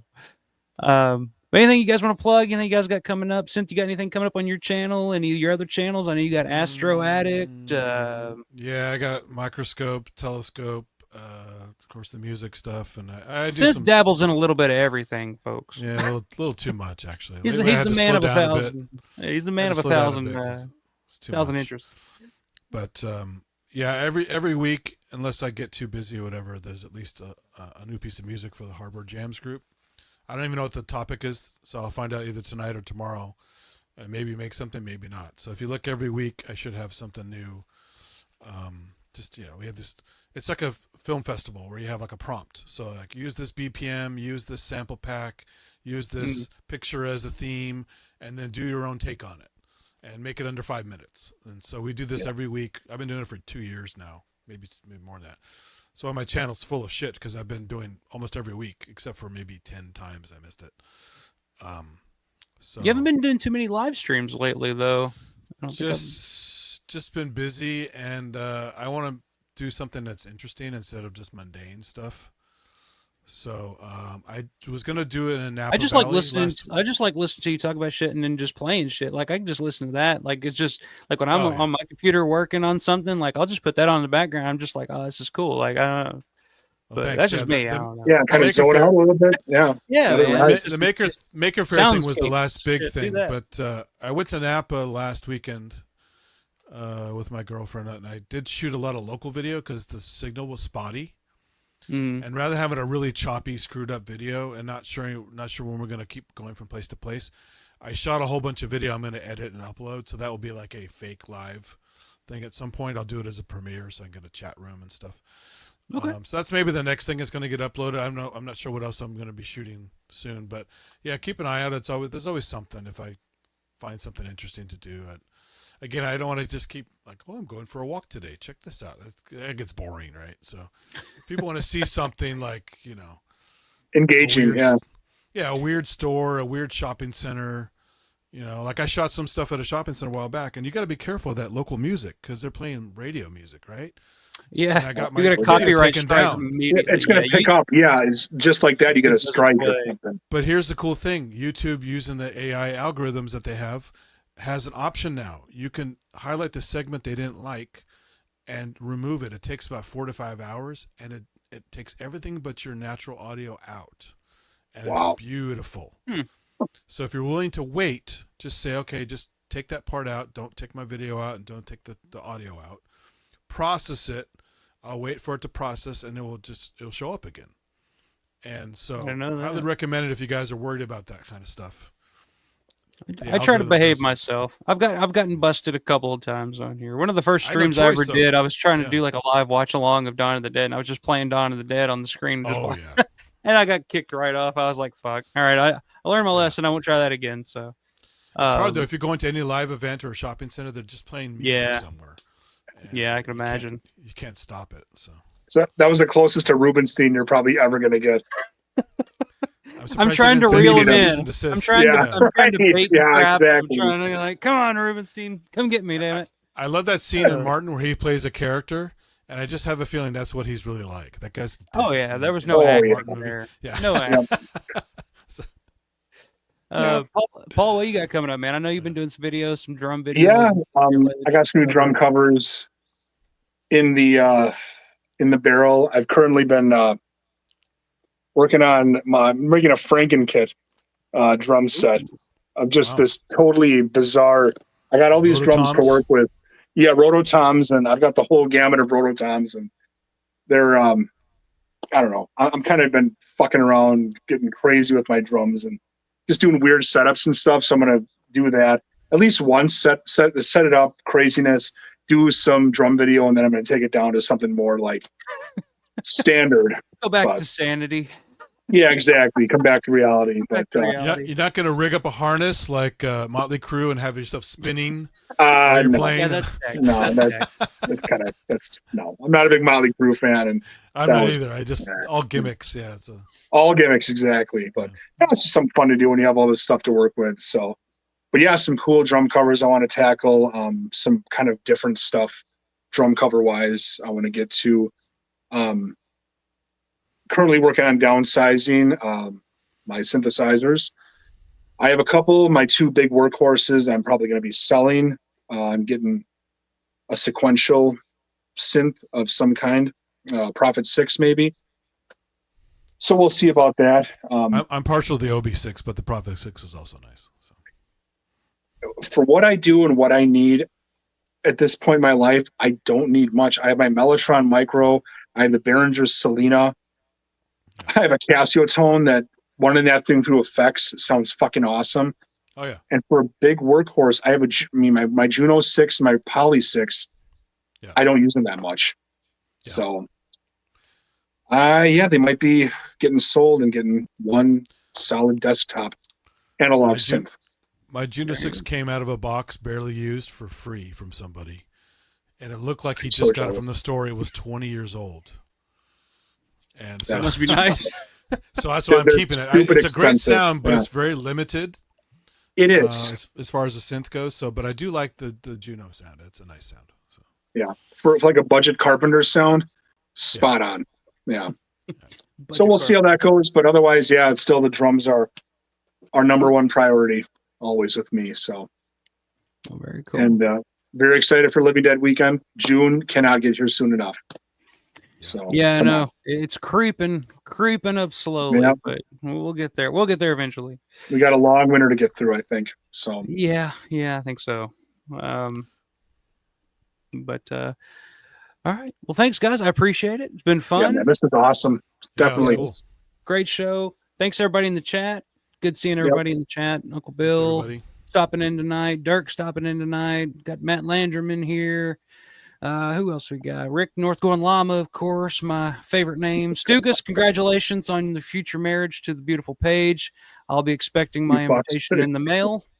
And like I said, if you want me to marry you, I'll marry you. What the hell? But I do require payment. John Vulo, wear the Romero scarf and Ooh, yes. I'll have to borrow it, Paul. I have to borrow it. Yeah, no problem. I have one. You have to sign a few contracts, but I'll get it to you. Put a fake beard on and wear the scarf. I'll put down a fucking collateral. Don't worry about it. And with this Iron City, you are now married. Crack an arm. It'd be anointed by Iron City, right? So there you go. Man, that would be so great. We just christen it. We christened the Rob Lucas, Blake Allen, Will, of course, my buddy Will. Everybody, Bonnie, everybody in the chat, I appreciate it, guys. I hope you have a great rest of the night, great rest of the weekend. Same to you guys as well. Make sure you like the video, subscribe to the channel, hit the notifications bell, all that fun shit. Comment down below if you've never, if you didn't make the live chat and you're watching this after the fact. Leave your comments and your thoughts and all that bullshit. Even if you have to ask who is Goblin. There you go. Yep. Hope this is a real eye opener. Who is Goblin? Yeah. So this would be educational. And check out shop.alfaromero.store too. There's some shit on there too. If you guys like some t-shirts, some different designs, check it out. Appreciate it. But you guys have a great rest of the night, great rest of the week. And as always, stay scared. That's right.